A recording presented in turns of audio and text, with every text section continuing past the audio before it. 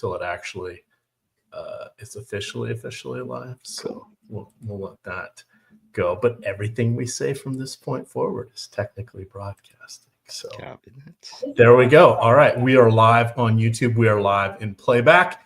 Is the NBA Deeper Dive. You guys, you don't recognize this combination. This is the first time ever. This is a lucky combination. You get your old pal EMac and you get Danny Burke, who is with us here. He is an excellent background in sports wagering, dabbles in the DFS world, multiple sports under his belt. Danny, I'm so glad to get to do a show with you. How are you doing, good sir?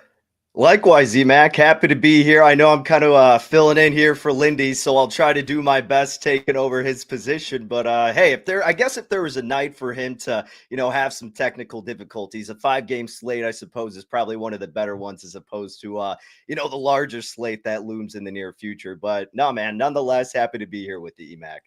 Yeah, exactly. It's a 5-gamer and it's spread out. Plus, you're going to get the deeper dive.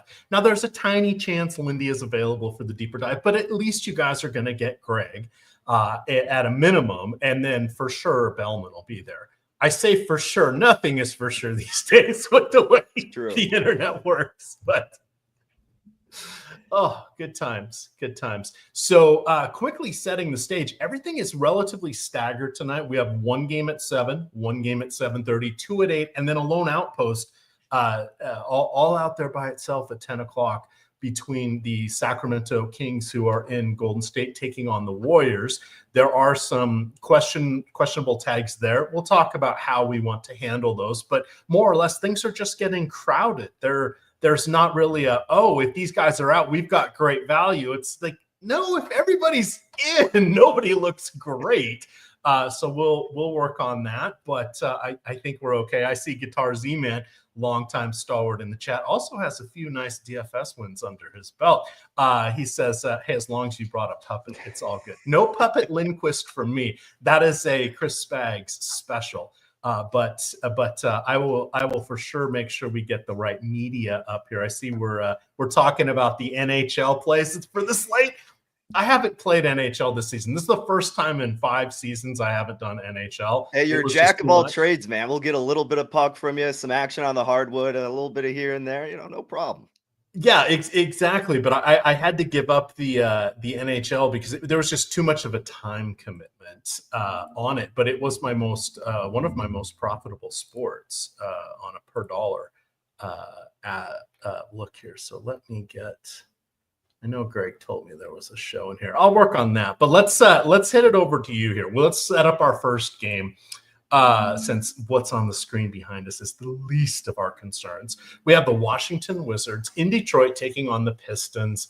The Pistons are handily 13.5-point favorites here. We got a 234.5 projected point total. Setting things up, Bilal Coulibaly is going to be out for the remainder of the season. He hurt his hamstring in the last game in the first, I believe it was the first quarter. So they've just said, nah, we're going to shut you down. Detroit, no injuries here, and they're making a push for the playoffs. They're trying to fight their way and stay above the play-in tournament here. They've been helped out by veterans Tobias Harris and Tim Hardaway Jr. providing a steadying presence, but it's been the elevation of Cade Cunningham that has really helped things here. And they're going against the Wizards, who don't really want to win today. So the win probably in hand for Detroit. However, Washington's going to make them earn it here.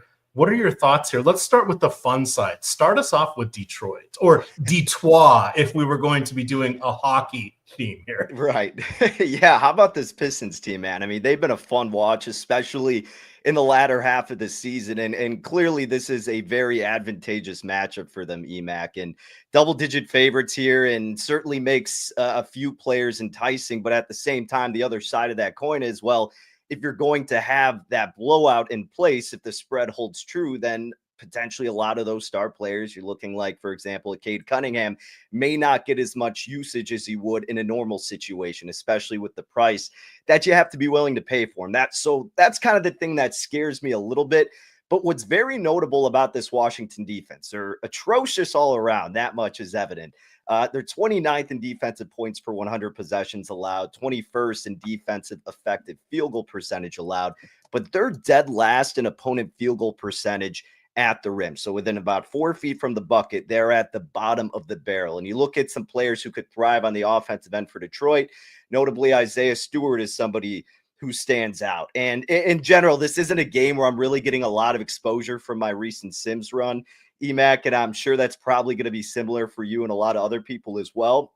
But Isaiah Stewart at 3,500, because of the potential for him to make his way near the rim and maybe getting some extra production if it is in that blow and he just gets more minutes, could be something worth note.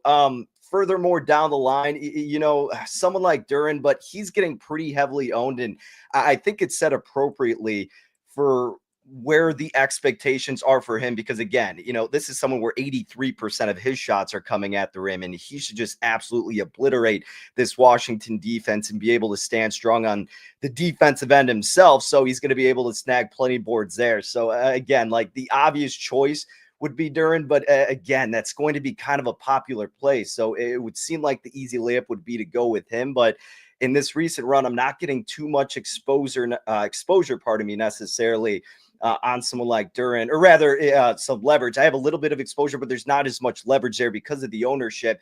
But on the other side, if you want to go a little bit deeper, I think Isaiah Stewart may be someone that you could flirt with in that center position on the side of Detroit. I am curious your thoughts, of course, with the big men position, but then also like with Cade Cunningham, is this a spot you see worth spending up for him, or do you kind of look in an alternate direction? Because that's how I'm kind of leaning it with Cunningham in this game.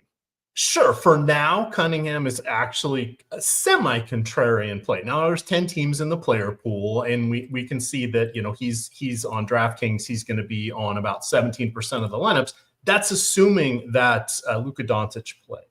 If Doncic is out, we run out of spend-up options because there's really three tonight. It's going to be Doncic, Antetokounmpo, and Giannis, of course, and then Cade Cunningham. So for the time being, and we should have that information. The Lakers are in the second game. Hopefully we have that before tip-off. But if you guys listen to Josh Engelman on the NBA Strategy Show this morning, he puts everything through his model, and he says he's shading a little bit towards Luka sitting today based upon where his models were. He did an example of where he just took Luka's minutes, put them over on Shake Milton was his example, and it came really close to what the odds were today with a -6.5 or -7.5 in favor of Milwaukee. So we'll have to see what happens there. But I agree with everything you're saying here as him being the alternative option at this point. So the nice thing with Cunningham this year, he's leveled up, right? We know he's talented. He was the number one overall pick, so of course he's going to be talented. But we'd like to say that there are the NBA is in a wash, of number one picks that didn't quite work out.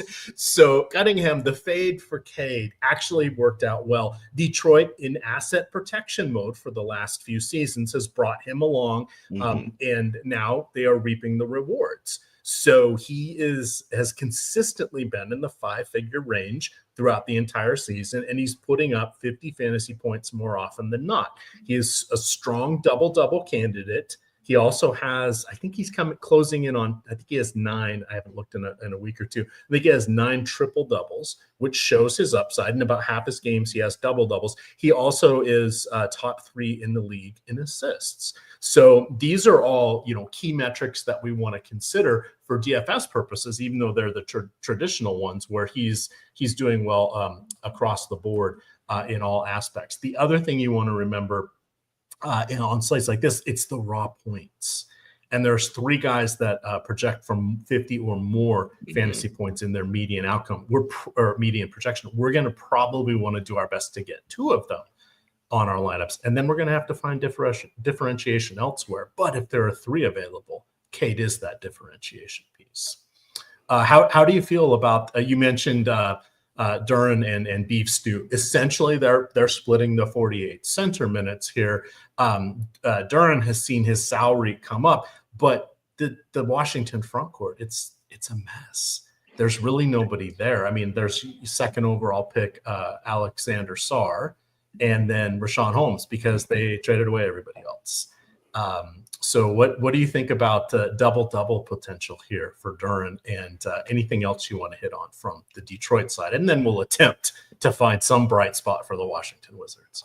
Yeah, I mean, I could absolutely see that with Dirt. I like that avenue a lot and certainly think that's a viable expectation for him. If there's a game for that to occur, it certainly has to be this one, EMac. And to kind of go back a little bit with Cade, not necessarily for anybody thinking out there that I'm saying, to stay away from him. I'm just not necessarily going as nuts. However, it may end up getting to the point where I do have to get a little bit more Cade than I would have envisioned, especially because of what you alluded to. It really depends on what's going to happen with the Luka Doncic, and kind of seeing our update in projections and ownerships. It does look like a guy like Steph Curry in that point guard position is going to be overowned against the Sacramento defense that is just terrible against the three ball defending it. I believe they're dead last in the NBA. So clearly Curry is going to be the popular option. And if that continues to look like to be the case closer to tip off, then yeah, Cade certainly becomes a bit more appealing than I would have originally thought.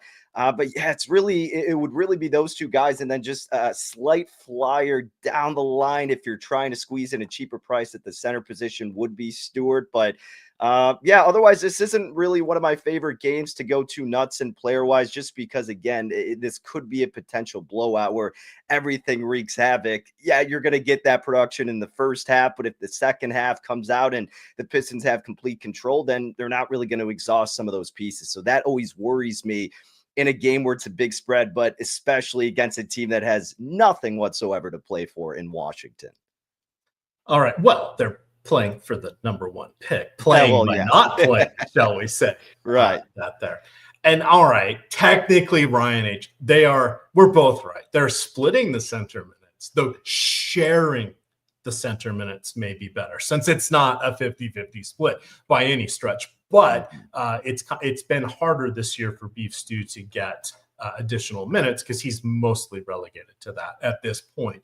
But no stone unturned when we have just 10 teams in the player pool. So let's take a quick peek here at Washington. We can see that Justin Champagnie, who just signed, I believe it was a 4-year, $10 million contract, I think, if I remember correctly, with the Wizards. So not a gigantic contract, but at least he's going to be around in their rotation. He is the most popular player here on DraftKings, and still not reaching double digit in popularity here. He's at 9.5%.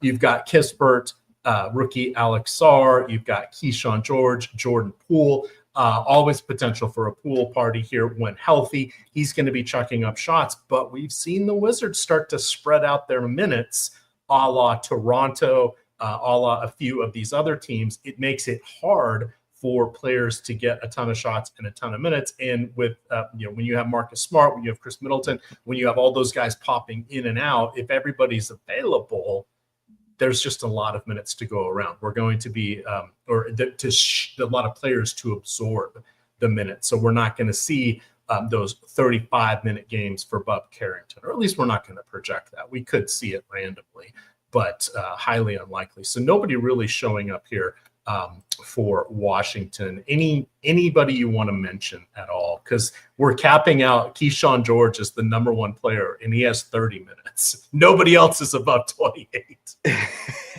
Yeah, I mean, EMac, really the only guy who I'm getting a tad bit of exposure to would be Champagnie, as you mentioned originally. I mean, he would be the guy that would pop out of anybody on that side. But again, it's certainly not someone I'm willing to highlight. Only power forward there, 4,900, certainly on the cheaper end. But like you said, I mean, this is just a team in a unique situation to where they're testing out a lot of things. They're spreading out all those minutes, and they don't need to keep these guys in deep into these late stages of the games. And again, it keeps coming back to, especially if it's a blowout. So if there's someone that stands out, it's him.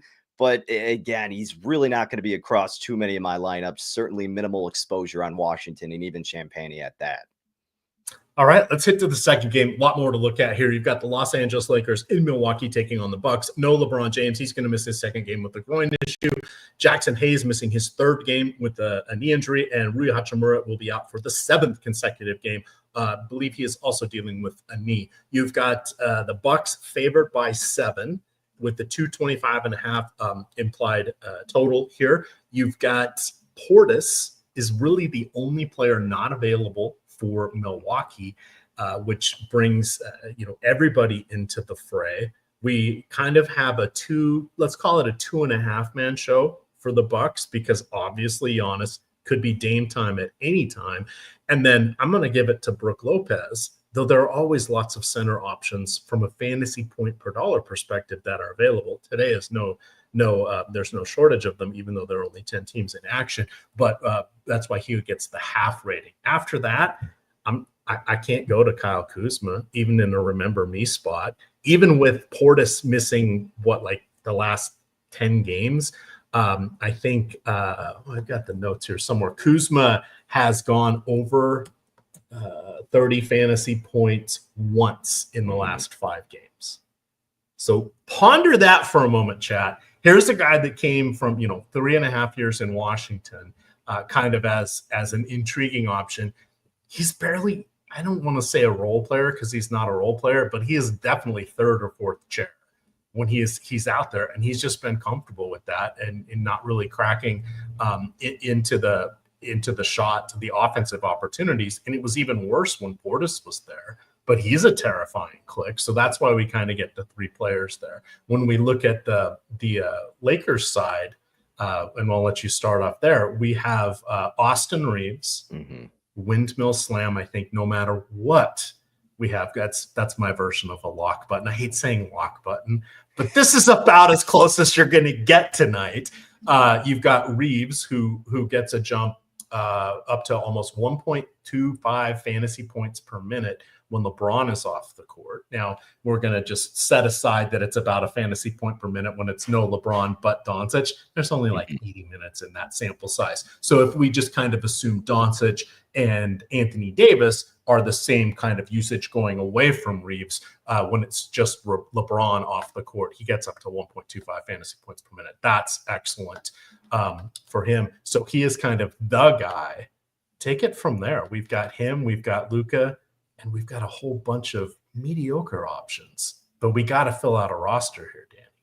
Yeah, EMac, I mean, like you said, Reeves, despite the clear admiration for him in tonight's slate, just seems like someone that is going to be a necessity across a majority of lineups, at least for me, based on this matchup without LeBron James, no Jackson Hayes. Not that Hayes is certainly going to impact the side of Reeves' offensive production per se, but now with that question of Luka Doncic, as you mentioned, I mean, you were saying that Josh was leaning toward perhaps he might not be playing tonight, whether or not he is because of that absence of LeBron James. And if Luka was out, same thing. I mean, this sets up nicely for Austin Reeves at a pretty solid price here, 7,500 with the point guard and shooting guard eligibility at DraftKings. So yeah, Reeves seems like the obvious play here from Los Angeles. Outside of that, I mean, because of the worry with Luka, don't want to have to put any stake into him. And even prior to that, just not someone that I don't think you're going to get that leverage on.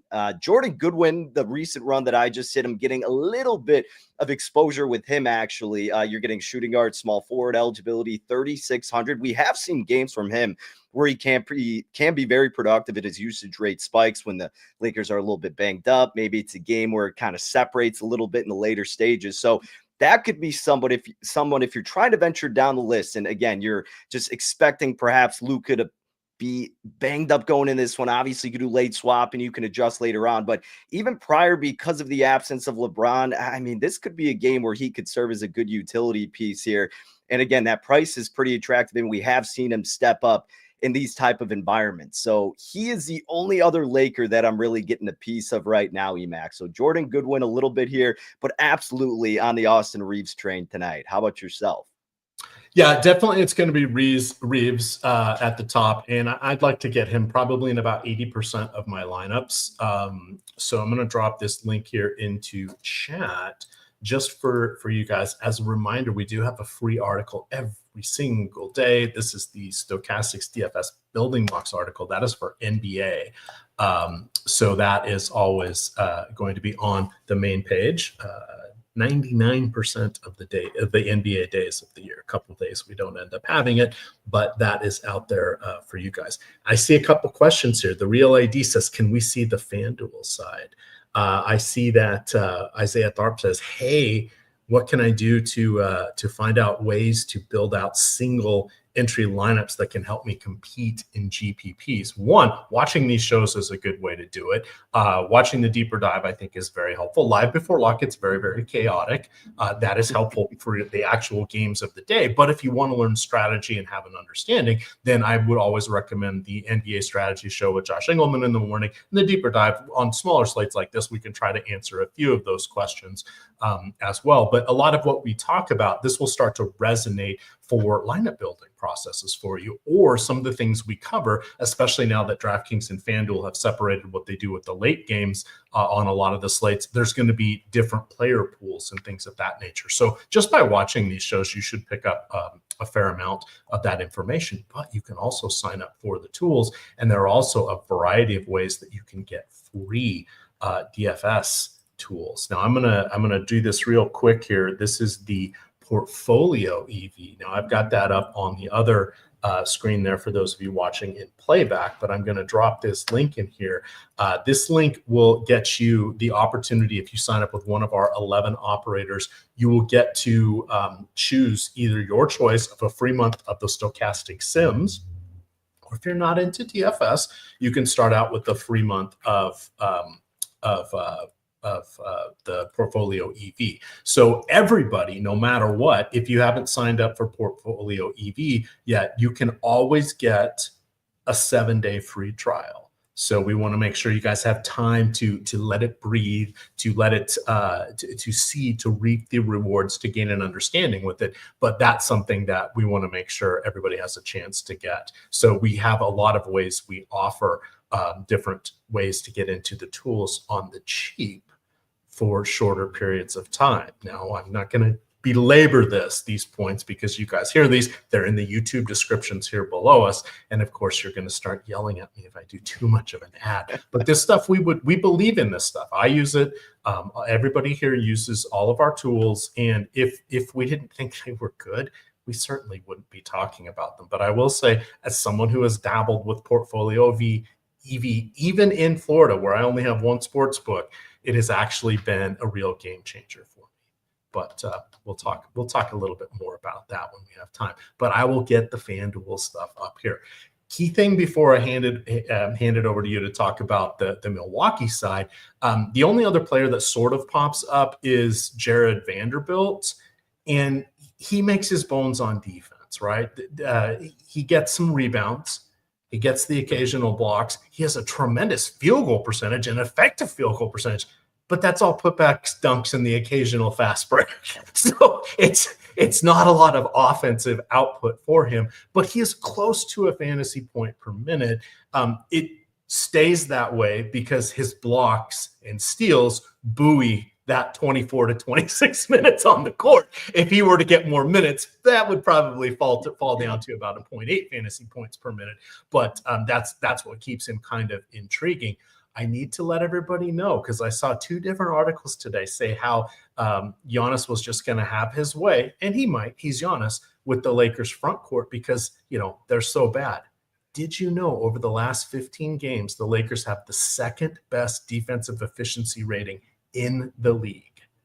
That's all games without Anthony Davis, half a dozen without Rui, several without Jackson Hayes, and with LeBron. It's the adding in of Dorian Finney-Smith and the availability of Jared Vanderbilt that have really made a difference here, and that's what we're seeing take place, it's kind of interesting. Now, do I agree? The eye test, it sort of feels like we want to attack this front court. Right. But 15 games is getting to be a bit of a sample size here to where the actual Laker defense is, they're not having to push old tired LeBron out onto the wing so he can guard somebody. It's been a little bit different. So with that in mind, how do you feel about Giannis? How do you feel about Lillard, etc.? Yeah, so I'm glad you brought up that point exactly, because this has slowly been propping up as a storyline surrounding the Lakers, and rightfully so, is their improvement of the defense. And it's wild to see that fast improvement, as you mentioned, because of the departure with Anthony Davis. But hey, shout out to the role players taking advantage of their situation, and one of those naturally being Jackson Hayes. However, not going to be in the mix tonight. And I actually do think that's going to be pretty impactful. I mean, you look at his, impact that he has defensively, minus 4.6 points per 100 possessions allowed on the defensive side. Effective field goal percentage wise, minus 2.3%. So you're absolutely right. I mean, Hayes has been incredibly impactful on that side of the ball. He's been making the most of it, but without him now, presumably what Alex Len's going to take or step up and take his spot. And a very small sample size that we've seen from him the past few seasons in his career, but not the most promising. And obviously so. I mean, there's a reason why he's in the position on the bench that he's in, but EMac, I don't know, man. I'm kind of licking my chops here at Giannis. I get that naturally he's going to be an expensive option, and it almost seems too obvious, but I just don't really see a situation without Hayes and then without LeBron as well, where somebody's going to step up effectively and limit Giannis here because of his versatility. Again, Len, yes, has a big body frame, but on paper, statistically, when he's been in, the minutes have been pretty brutal, especially last year. So I don't know, man. I mean, Giannis is very tempting to even boost up a little bit more so on my end. And I'm certainly more bullish on him than it looks like Stokastic's projections are. But it's certainly curious your thoughts on Giannis specifically. I know we'll get to the other players in a second, but I do just want to, spend a little bit of time and hear what you think about Giannis in this particular situation.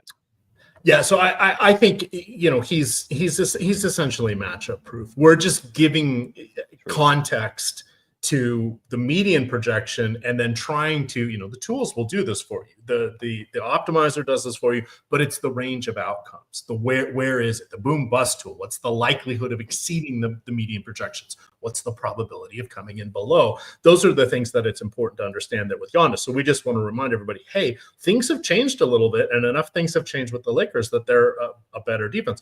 Washington also a better defense over the last 10 games. They're almost league average, which compared to where they were for the season, well, it's kind of an improvement here, right? But who's also been great? Detroit over the last 10 games. Detroit is the fourth. So you want to look at least a 10-game sample size. The Lakers, I went out to 15. Even in a 10 or 15-game sample size, you can still get games where you play home and homes or back-to-back in the same location against crappy teams or really good teams. It's still enough to fudge the numbers a little bit, but it's a large enough sample size that you're starting to get a few games against good teams, a few games against really bad teams, and then the mediocre teams. So you can kind of get a feel for where things are trending. But come on, it's Giannis. Really? Nobody's going to stop him. It's like Charlie Tweeter, right? Nobody can guard Charlie Tweeter one-on-one. If we're going to do a little callback to a different sport. Varsity Blues. Love that game. Allie Larder. Beautiful, beautiful woman to these days. All right. Dame time. Hasn't been as frequent as it has in the past. Lopez looking solid, but I'm hard pressed to recommend anybody else here from the Bucks. Is there anything else you want to hit before we move on to our next game? I know this seems like it would be a really great Brook Lopez opportunity, but EMac, I'd be lying if I said every time I've thought that about Lopez, I haven't gotten burned. I mean, every time it seems like, and anecdotally speaking, where I'm like, oh, this is a spot, man. There's going to be some great value with Lopez here. It just hasn't been the case. And no, that's not a reason to neglect him here necessarily. I just would rather spend up with Giannis instead. Getting a little bit of Dame here. He would be next up, certainly. And that's not saying anything shocking, of course, in terms of my Bucks players. Get about 15% exposure on him, a tad bit of leverage in comparison to where the ownership is at. So yeah, I got a little bit of Dame time, but nothing too crazy, EMac. So I've got really no conviction that strongly one way or the other against Dame. A tad bit more on including him versus looking to fade him. But the 9,000 at just point guard certainly isn't the most alluring, but again, it's probably going to be a favorable matchup for him here regardless. All right, real quick. I realized I had put in I got my links mixed up here. So quickly, that last one, and I'll drop the link in for that again. That was to get your free trial of 7 days of the Portfolio EV tool. And then the second one I'm putting in, this is how you can get the link join. There are 12 different operators now because we added Chalkboard and we added Rebet. But if you have not signed up for those sites, then you can get 1 month each if you're choosing of either the Sims single sport package or Portfolio EV. So if you're a sports bettor, that's the way to go if you already have your DFS packages with us. If you are not a sports wager or your state is not yet enlightened, you can go in, sign up for these, and get these sims. So there are the instructions on the page. I'm not going to belabor that point. We're getting back to the games, but just got to put that out there because CEO Tom is always watching. And I want to make sure I'm hitting the marks here because I'd like to be invited back to the big show. I don't want to be the reason Danny doesn't get to come on the big show again here. So we got to put a couple out there. But quickly setting it up. Now we got something to talk about. Brooklyn Nets, Chicago Bulls favored by a bucket, 230 implied point total here. The only person out for Brooklyn is Noah Clowney. Chicago, a little bit different. Ayo Dosunmu is out for the remainder of the year with the shoulder issue. Josh Giddey's going to miss at least a week with an ankle sprain. And Ball is going to be out for his 6th game. He's doubtful now, but unlikely he plays 6th game with a wrist injury. Nikola Vucevic came back in the last game. He came off the bench for 23.6 minutes. We had Collins remained in the starting lineup with 22.6 minutes. There was no Jalen Smith. The last thing we want to call out is Chicago actually kind of wants to win, but there's not really a sense of urgency because they've got this 10th seed in the play-in tournament on lockdown because Brooklyn doesn't really want to get there. Charlotte, I think, is one of the other teams. Oh, pardon me. Philadelphia is one of the other teams in Toronto. But Chicago kind of wants to be in the playoffs, and they've got a 3.5 and a 4.5 game lead, depending on which game you're comparing them to. They're not going to fall back in the standings to get those better lottery odds. So they're looking to win. But with that safety of the play-in tournament, that means they can still take it easy with Vooch. Because if they want to advance beyond the first night, not even out of the play-in tournament, just beyond the first night, they're going to need Vooch in that one so they can win the 2 games to climb that ladder. We'll circle back on Brooklyn. They're not as exciting if everybody but Clowney is going to be healthy. But that backcourt, Trey Jones, Kevin Huerter, new guys, new team, new opportunities, 2 of the most popular plays of the night. Anything bad you could say about them? Anything bad I could say about the Bulls players? Is that what you asked me? Just to clarify. Specifically those 2. Trey Jones, well, he's not as good as his brother, Ty. Well, I was just kind of who likes redheads? Am I right, Danny? Am I right? Huh? Well, I was just cracking up at first here. Because, I'm a Bulls fan, EMac, so I could go on forever and ever about saying bad things about players on the Bulls. However, you got to cut some slack to Trey Jones and Kevin Huerter, newer additions. So, we'll let them go a little bit here. Clearly everybody and their grandmother is all in on Kevin Huerter in this game, but how could you not be, right? Shooting guard, small forward eligibility, 4,300, cheap price here. And it's an incredible matchup for him against Brooklyn, who defensively is a nightmare, particularly against the 3 where 68% of his shots are coming from. He looks like he's the highest optimal percentage on Stokastic's projections page for boom bust. So Kevin Huerter is certainly going to be in a ton of lineups for me. And the biggest thing too with this Bulls team, and again, it's Giddey being out, it's Lonzo Ball being out, as you alluded to as well, and Ayo Dosunmu has already been out, but Giddey being out is the biggest thing. His usage rate was going through the roof, and he's all over the place. It was becoming a darling in the DFS world, and really from, again, a Bulls fan perspective, where this team is just beyond frustrating, just so annoying. The ownership down. I could go on a huge rant here. It's just, of course, they're going to end up in the playing game, right? That's what they've done the past couple of years, and they're completely content with that. So they're perfectly fine with that from the ownership perspective. It's the most just asinine organization that's being run there. But this team was actually getting exciting the past couple of games, or the past few games. I think they're on a 3-game winning streak right now. But then lo and behold, right when they kind of bring you in, then Giddey gets injured. So it's like, all right, what do you have to look forward to? Just them losing in the first round of the playing game, realistically. Nevertheless, yes, Kevin Huerter is a very attractive option here, and he will be across. I got him 67% exposure. Trey Jones has been a lot of fun to watch as well. See him emerge, 5,000 just in the point guard spot. But this is a really good opportunity for him him too. I'm over 60% exposure on him. I mean, this game is going to feature a lot of players in my lineup. And again, I mean, you nailed it. It's obviously going to be Herter, and then it's going to be Trey Jones. He can get to the rim very effectively. Brooklyn's really bad defending the three, as already mentioned. Their next weakest spot is near the rim. So I think that could set up well for Trey Jones, who not only gets a lot of work down there on the offensive side, but his assist rate, 22.6% since he's been with Chicago. Low turnover percentage too. So he's been really careful with the ball, being good at facilitating. Those two guys are great options on the side of Chicago tonight. I'm a pretty anti-Vooch guy, especially in DFS, so I've got no interest with him tonight. Excited actually to talk a little bit about the Brooklyn side too, which I know we'll get to momentarily, but those two guys certainly stand out. And Buzelis as well. I don't even mind the addition of him, even though you're only getting power forward, but just 4,800. He's finally getting his minutes ramped up, especially because of those injuries. Man, he's having fun out there, and he's a really solid player. And this is a spot against a weaker defense in Brooklyn where he can really produce. So I like him as the third best option on Chicago. Yep. Nick Barrett says, are 4 Bulls too many on FanDuel? No, as long as it's Jones, Herter, Buzelis, and Kobe White.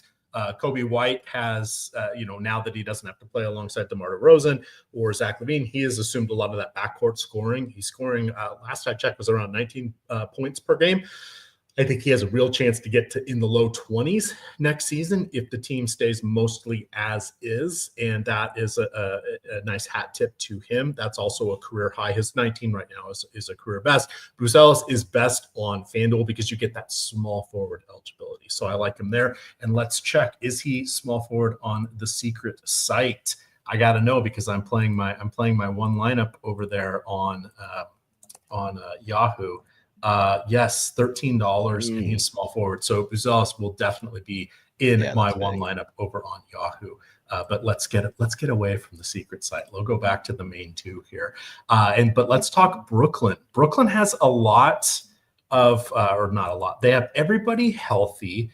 The key thing, what are we using for Brooklyn? There we go. Abbreviation. Cam Thomas being available is fun because he just makes DFS fun. Now, I wish he were getting unfettered minutes. Most of the players are going to be capped around 30 minutes for this team. We're going to see, that both Cams get rest here and there. D'Angelo Russell get rest here and there. Clowney, Nick Claxton, etc., because they have a lot of players here they're looking to develop. And if everybody's healthy, well, then nobody's really doing a whole lot. But even if they're resting 2 players per game, they still have a solid 10. That makes it super hard to get overly excited, but pace and lack of defense for your Chicago Bulls, Danny. I'm feeling a little schadenfreude here. How are you going to hate play the Brooklyn Nets today? So, I'm getting a good amount of D'Angelo Russell here, and I'm not entirely in love with it. I completely get it from the projection standpoint. I mean, look, this Bulls defense on paper is bottom half without a doubt, but they actually defend the 3-ball very well. I think they're 10th in opponent shooting frequency from beyond the arc and 2nd in opponent 3-point field goal percentage when those shots are being attempted. So Russell, we know, loves to live from deep, and this Bulls team, again, yes, sir, they're a little hindered because of these injuries, but they are playing a tad bit more inspired as of late, and it's a crazy thing to see, but this young team is coming together after the departures that we've seen around the trade deadline, and they're having fun out there, like I said, and the defense is having a little bit more pride. So I think people are going to be fairly high on Russell, and I'm not necessarily there. Again, I know our projections are, and I don't want to go too far away from the beating path there, and not like I'm fading Russell, but I might just knock him down a little bit and limit my exposure on him. Where I see a tad bit more value, EMac, I would err to the side of Claxton in the center position, 5,200. But if I could look to fade Vooch, I try to do so fairly frequently. Now, you made a good point in looking at the minutes that are potentially going to be capped for these guys. So it's not like I'm completely going nuts with Claxton, but from a Brooklyn specific perspective, I think Claxton would certainly be arguably the most appealing option if you want to stray a little bit away from Russell. Bulls defensively near the rim, I think they're like 19th in opponent field goal percentage. And again, Vooch is not a primary defender by any stretch of the imagination. So if there's if there's a spot really for Claxton to step it up, yeah, it would be against Vooch in this weak interior that the Bulls possess. All right, that gets us through the first 3 games here. Just occurred to me that that boss man Greg didn't tell me how we do the cut over here on a show that we are producing. I know how to hit the end button, which is what I do on Stokastic weekend shows. But we'll have to see what happens here. Perhaps we'll just we'll go silent, and then we'll just trade spots here when we get to the crossover. But 2 more games to talk about before we get to that moment. So let's take a look at those. The Orlando Magic at the New Orleans Pelicans. Magic favored by a bucket. Now the Magic trying to actually win, right? Yet somehow they allowed Toronto to come in and win 2 consecutive games by a grand total of 3 points a couple games ago. They have most everybody healthy. Yes, Jalen Suggs is out, but they've got Wagner and Boncaro back. Each missed significant time with their respective oblique injuries, but they still haven't been able to turn on the Jets. So this is a spot where New Orleans is just kind of in happy to be there mode. So they're just going to play like they're going to play. They're not totally tanking, but they're protecting assets, right? They're giving why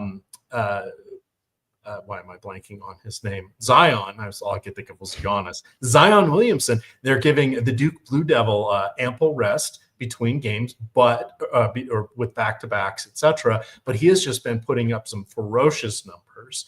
He is there is no Kelly Olynyk today, who's away from the team. Yves Missy is also out today, so this just means even more usage for Zion when he is on the court. He is pushing towards 32 minutes a game as kind of his baseline. So even though it's in a tougher matchup, but kind of like this one, but we kind of like the Orlando guys as differentiation plays because they're not really popping up in any popularity sort of way here. So let's start off with the Orlando side. Oh, I guess that changed a little bit. Boncaro and Wagner are showing up around 30% of the time, along with Cole Anthony, which makes sense because he has small shooting guard and power forward, shooting guard and point guard eligibility. But let's see where they are on DK, because that's where I did most of my analysis today. So running the filters here at Orlando, we have, they did come up. I did not think they would. So Anthony, 37%, Wendell Carter, 36%, and then Boncaro and Wagner are about half of what they are on FanDuel. So again, this is understanding the rules, the salary cap, the positional eligibility of playing multiple sites here. But what do you want to do with Orlando? I was thinking most of their players were around 20 to 25%. Several of them are cresting over 30. I think there's still reasonable differentiation plays, especially when you realize that, we've got the big 3 where everybody's going to the Bulls backcourt, etc. What do you want to do with the Magic here? Because the New Orleans defense, not really much of a defense. Yeah, not much of a defense whatsoever. Dead last in points per 100 possessions allowed, 29th in effective field goal percentage. Cole Anthony is the first name that stands out, I know, with our projections and with the recent simulation run that I just had. Point guard, shooting guard eligibility, sub 5,000 salary on DK. And yes, he's going to be relatively higher owned, but again, the exposure is there with him. And there's not much that needs to be said more than just the Pelicans are just awful on that side. Yes, you're still going to get some effort out of them, and this should be a closer game. And Orlando, with their slower pace and defensive prowess, will kind of dictate that. But Cole, with the advantageous matchups, can certainly boost his numbers in terms of assist production. And we know that he can get his own if he gets into rhythm and if he takes more shots from deep. I want to see that a little bit more so from him. And, when he gets on from 3-point land, he can be very effective, but sometimes he shies away from that. So this is a really good matchup for him to take even more shots from deep than he usually does. So Cole Anthony is someone that definitely stands out. Originally, EMac, I was looking at Wagner a decent amount, but I mean, just that small forward. And again, obviously, it depends on which book, but just referencing DraftKings alone, because like you, that's where I did a majority of my analysis. 8,400. I'm expecting him to have a big game, but if some of his duties are going to be trying to limit Zion as much as possible. That could certainly hinder him in the grand scheme of things. Banchero on this recent run I had got a little bit more love, and yeah, that makes complete sense. I mean, this is a game where Paolo should just absolutely dominate on the offensive side of the floor, and maybe a little bit relatively under-owned here, given that this game could stay close and because of how poor this defense is from New Orleans. So Cole Anthony, without a doubt, certainly want to get him going. And then with the recent run, yeah, Banchero, I didn't necessarily think I was going to be getting there earlier in the day, but certainly more appealing look on Banchero as the time's going on. What say you, though, EMac? How are we feeling about the Magic side? Sure. And I think the biggest question, CW89 just put that into chat there, is how do you feel about Wagner versus Banchero? So for me, kind of coming into this season, it was more Wagner was kind of where I was leaning. However, the point guard situation has evolved, right?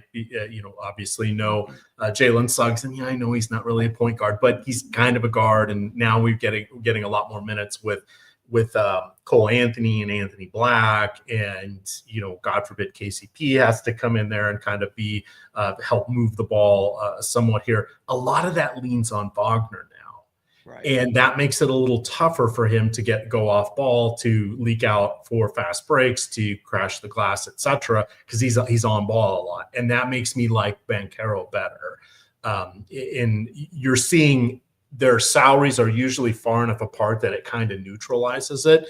But Banchero has the more frequent upside. Wagner still has the upside to equal Banchero, but he doesn't get there as often. Right. And that makes it a little harder. So for me, in this particular iteration, it is going to be Banchero. But you want to start understanding the small forward eligibility. How's that work? And these guys have their positional eligibility is different across the different sites, and it's fluctuated throughout the season as we've seen different machinations of the Magic. But these guys are 1A and 1B.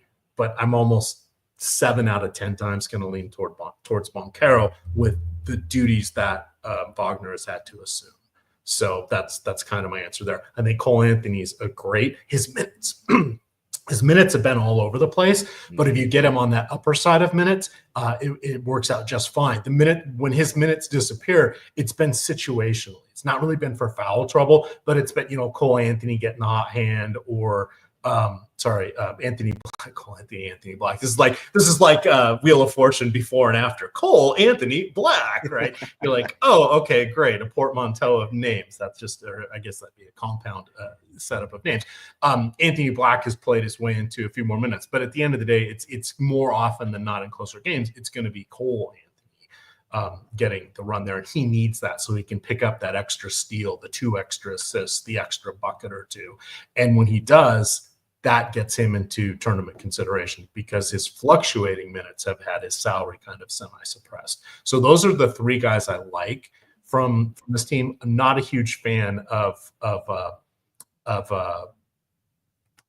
Greg just surprised me there. I'm not a huge fan of Wendell Carter Jr. Doesn't get enough blocks. The double-double potential isn't always there. Josh said today, free Goga Bitadze. You notice how they've started losing more when Bitadze was no longer the starter? Just saying, that could have been an issue there. But it's a 3-man show for me on the Magic. Yeah, and look, I couldn't agree more with what you said about the Banchero versus Wagner situation. I mean, this conversation easily could have been different toward the beginning stages of the season, even toward the middle trajectory. But, from the All-Star break beyond, and even a little bit before that, yeah, Banchero's been a tad bit more attractive, and especially because of those injuries that have impacted him. And later in the games, the ball's going to go to Banchero if it does end up being that closer type of environment. So I certainly gravitate more toward him on the side of Orlando. And yeah, that's pretty much all I got for the Magic. Curious your thoughts here on the Pelicans side. I can't say I'm going too nuts with New Orleans. Got a couple of pieces here, but I see the chat's wondering about Mo Bamba. So kind of curious. Are we going with the Mo Bamba revenge angle here, EMac, or are you steering clear of him this evening? So I guess we can call this the Remember Me game, since he did spend the majority of his career with the Magic. But Bamba has played for, I think the Pelicans are his 5th team, if I remember correctly. He's played for both LA teams. There was a moment with Philadelphia and then the Pelicans, right? So that's so 5 teams. So so he is in play only because the other 2 guys are out. The other 2 guys being Kelly Olynyk and Yves Missy. They picked him up on a 10-day contract, if I remember correctly. So obviously he has availability. He played 15 minutes in his lone appearance. Somebody's got to get the backup minutes there at center. I think that's fine. Does he spring forth for more? I don't know. Let's take a peek. We are projecting him for 17 minutes, about a fantasy point per minute at an even 3,000 on DraftKings. 15% popularity, not the worst of plays. But I think rookie Carlo Matkovic is the real gem in all of this, to the point that on the secret side, I think Yahoo has him already at 16. So we're going to want to play him on DraftKings, play him on the blue side on FanDuel, leave him alone on the secret side. But that's where I'd really like to go. If you're not going to Zion, we're overpaying for Zion, but that's also buying less popularity. So I think we're really looking at the front court here, but you can throw in the back court. It's harder to tell with Murphy, with CJ McCollum, with Jose Alvarado, and Hawkins. It kind of is muddy there. And that's even with Herb Jones out. That's with, obviously no Brandon Ingram this year, but he's no longer in the picture. And then DeJounte Murray out. So who knew that the Pelicans have a bunch of average players, which is that's costing Trey Murphy. He was doing better when those other guys were hurt. But that's my thoughts on the Pellies. Focus on the front court, sprinkle in the back.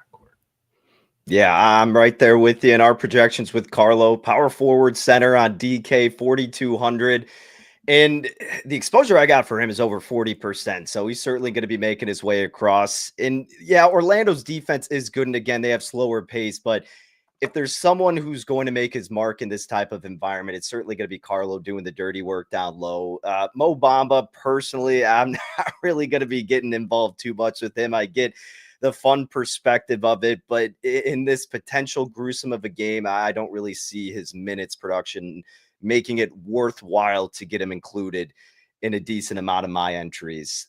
Zion here kind of makes the compelling case because just how efficient and just everything that Zion brings to the table, small forward, power forward eligibility here. I know it's a little bit more expensive as you were kind of mentioning, but someone's got to produce here on the side of New Orleans. And I find it hard to look at Orlando's defense down low with, say, a Wendell Carter and imagining him being able to limit Zion enough to where we look back and go, man, you know what? I probably shouldn't have gotten invested with Zion. And you factor that in, and more so with his very low ownership that we're projecting. I'm not going crazy on Zion, but yeah, I'm going to give him a slight boost here and think that he is more appealing than the public perception is leading on. All right. Speaking of public perception, if we're going to do a Remember Me center, shouldn't it be Brook Lopez? Right? He had at least one year with the Lakers. I don't think it was 2. I think it was just one bridge year between his time in Brooklyn and his time with Milwaukee. But remember, that was kind of when he reinvented himself as a 3-and-D center. So we'd forget about that. Let's see, last game of the night, and then we will be handing this over. I want to say thank you guys for being mostly kind in chat. A lot of moving parts here. First time Danny and I have done a show. First time we've actually talked to each other. So There's always that chemistry. Then you've got me and technology trying to do producing and keeping stuff active on 2 screens. So please do hit that like button. That would mean a lot. I will be able to tell Mama EMac, tell Mama Mac that we got a whole bunch of likes when I have dinner with her tonight. So that's always important and a shameless plug, but it'll make everybody feel good because who wants to disappoint Mama Mac? But let's get to our final game of the night here. We have the Sacramento Kings at the Golden State Warriors. Dubs are 7-point favorites. There's a 234 projected game total here. Domantas Sabonis has missed the last 5 games with a hamstring issue. He is questionable, trending towards a return. Malik Monk missed 3 games with a sore right toe. He returned in the last game, played 29.5 minutes. So we're seeing Sacramento get back to full health. The Dubs are going to be back to full health almost. Podziemski is out. He's missing his third consecutive game with a sore back, but you've got Jonathan Kuminga back. He missed 2 months. I didn't want to go count how many games it was, but 2 months. His last game, I think, was on January 4th. So actually, it's a little more than 2 months with an ankle issue. He's going to be coming back on limited minutes. But what he does is he sort of gets in the way of, everybody else, because his minutes are going to come away from the other guys we're used to seeing. And then you've got the magic that is Steve Kerr of, who is he going to go back to hating? Is it Moses Moody that loses out again? Because Moses Moody's been out of the doghouse for about 3 weeks now. That's about 2 weeks too long. So I think he's somehow going to lose the minutes. But I don't know what to do here, Danny. We're not getting a lot of popularity to anyone, which means we've got some late night hammer tournament differentiation here. What do you like as we wrap up our portion of the show?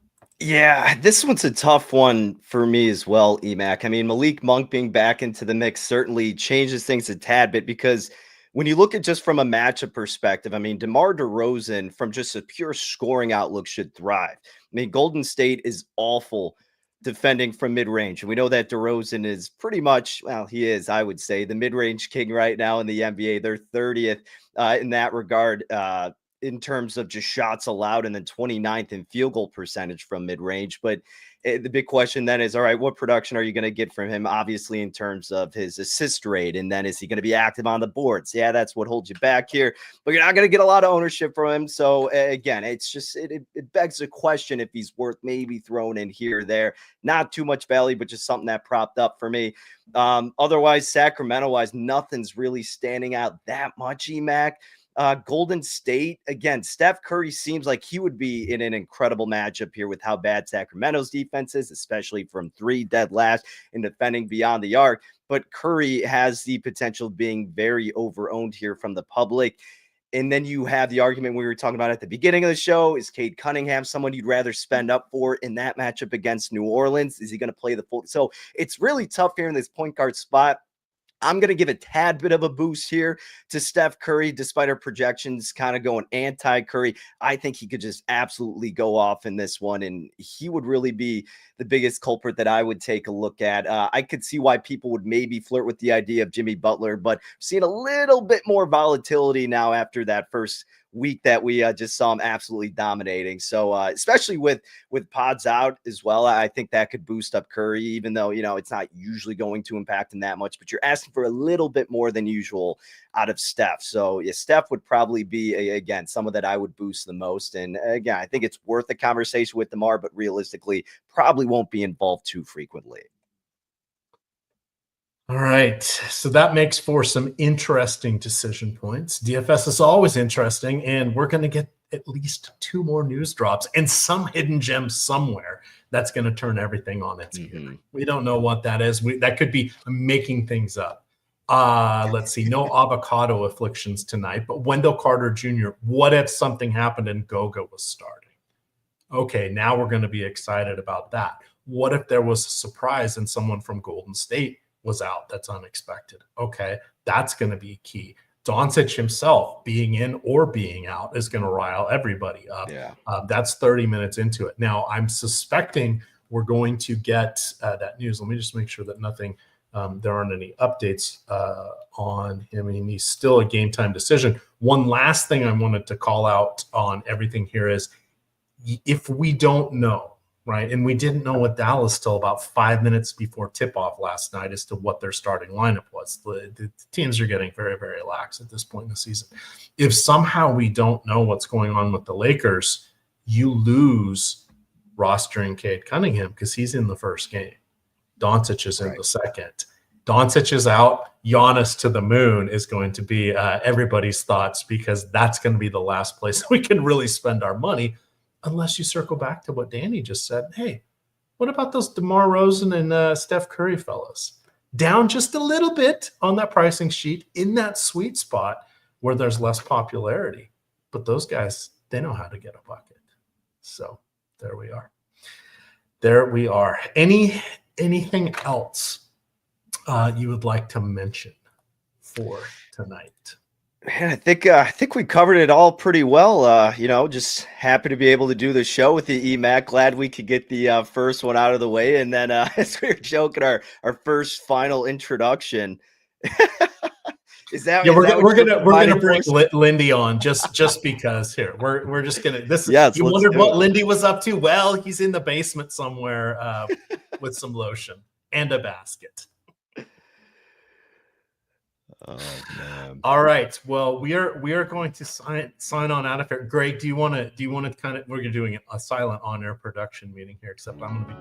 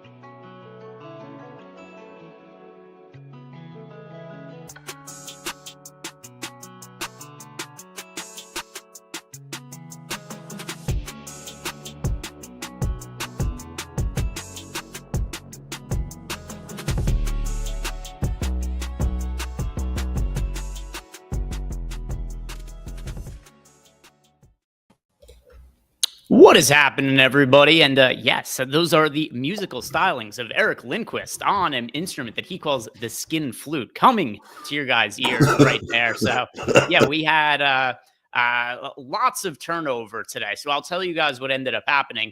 Josh has puppy training on Thursday night, so he's not available. So it's usually Spags and Eric who do the Thursday deep dive together. And Spags had I think it was something with his son at school. There was some sort of school event going on.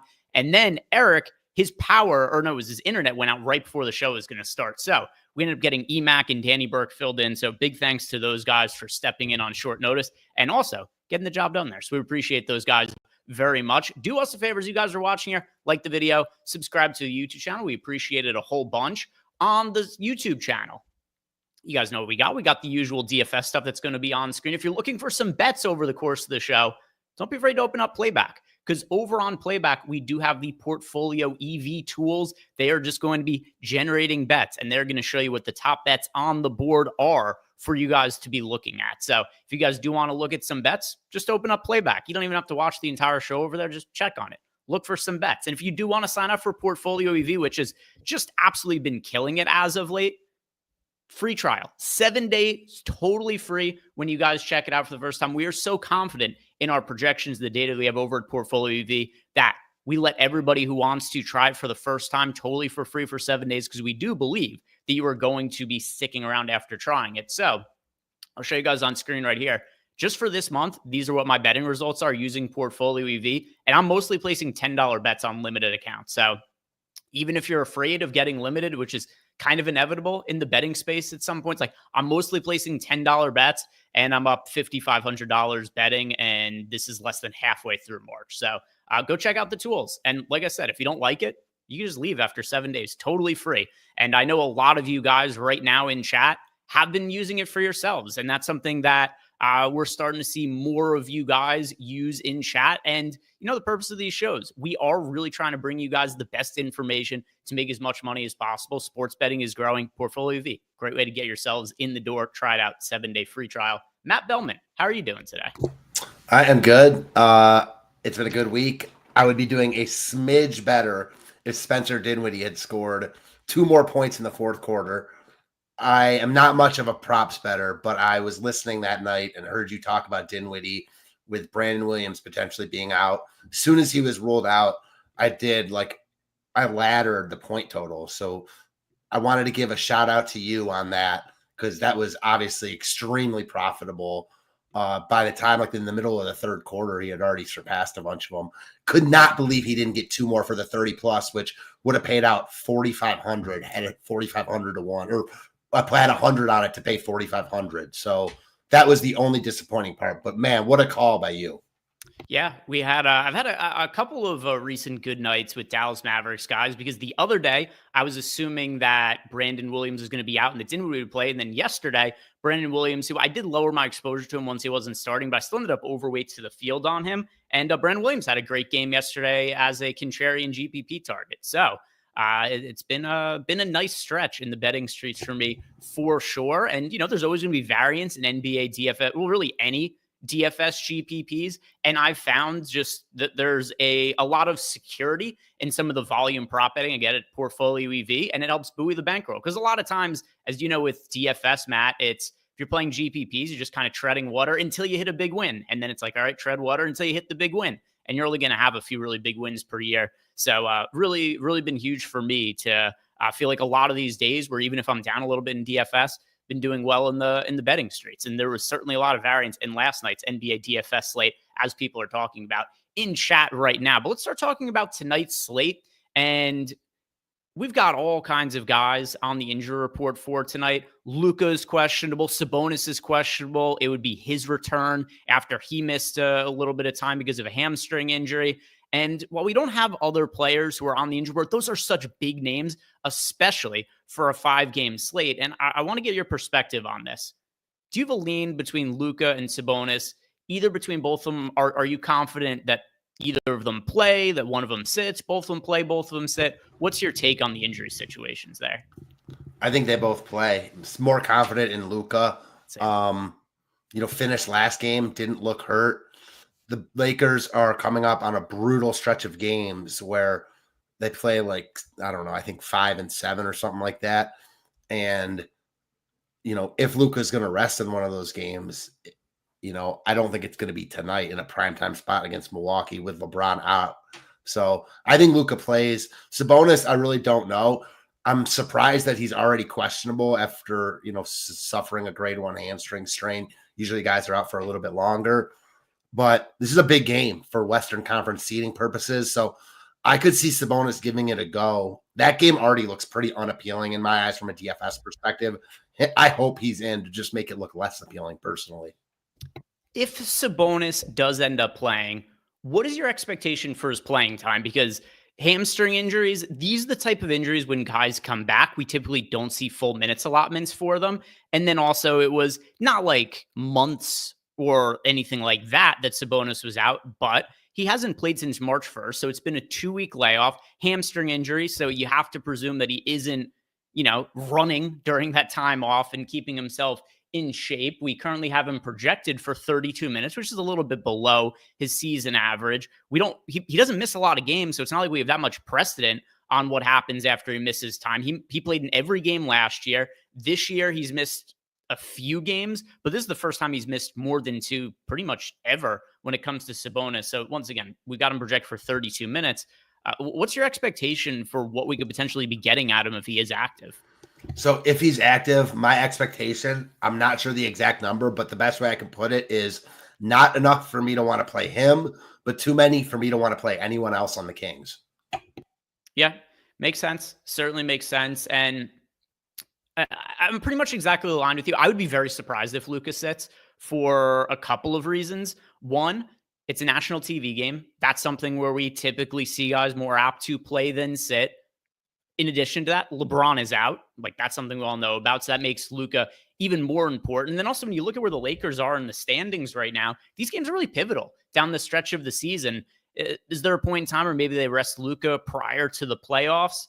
Yes, but I think it'll come after LeBron ends up being back. The other thing, too, is like I was saying about these games being pivotal.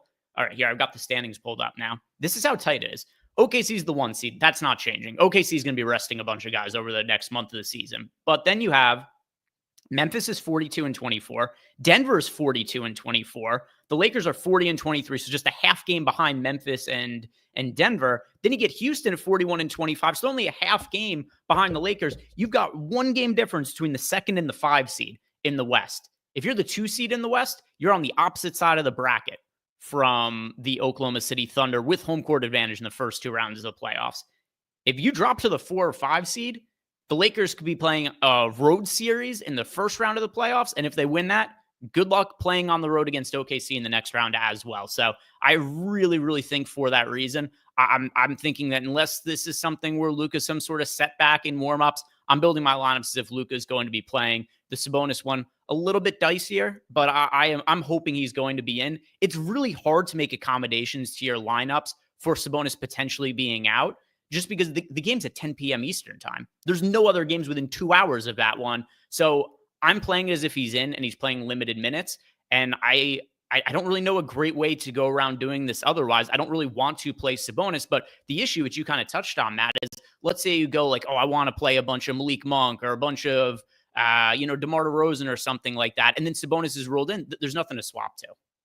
Yeah, island game that already is unappealing. So, like, getting to those guys with Sabonis out, I don't think is awful in tournaments, but they're not priority pieces, and they become bad plays with Sabonis in my opinion. Doesn't mean they can't get there. I mean, each of the Kings guys is talented enough to get there, like Levine, Monk, DeRozan, Sabonis himself. NBA games can get crazy at times, so you never know. But on paper, they're all going to look like subpar plays. Absolutely. If you guys have any questions for us, you leave us a super chat. You can hit me up in Discord. Any Stokastic sub, you do get access to our Discord channel, no matter which package it is that you are on. And by the way, Raptors ruling guys out in advance for tomorrow, which is nice. Better they rule them out in advance than halfway through the first quarter, like Jamal Shed yesterday, or a scenario where you get somebody like Chris Boucher, only 9 active guys, and they don't play him because they don't want to risk winning. So cool that we're starting to get some of these guys ruled out in advance. I have a feeling the NBA probably talked to the Toronto Raptors and the front office, the ownership of the team, and said, hey, what went on yesterday? Not really acceptable. So I believe I didn't see if they got fined yesterday. Did you see that by chance, Matt? I did not. If they didn't, I assume that they both are going to end up getting fined and warned for what happened yesterday. And I don't think they'll be doing that again, or at least I hope they don't do it again this season.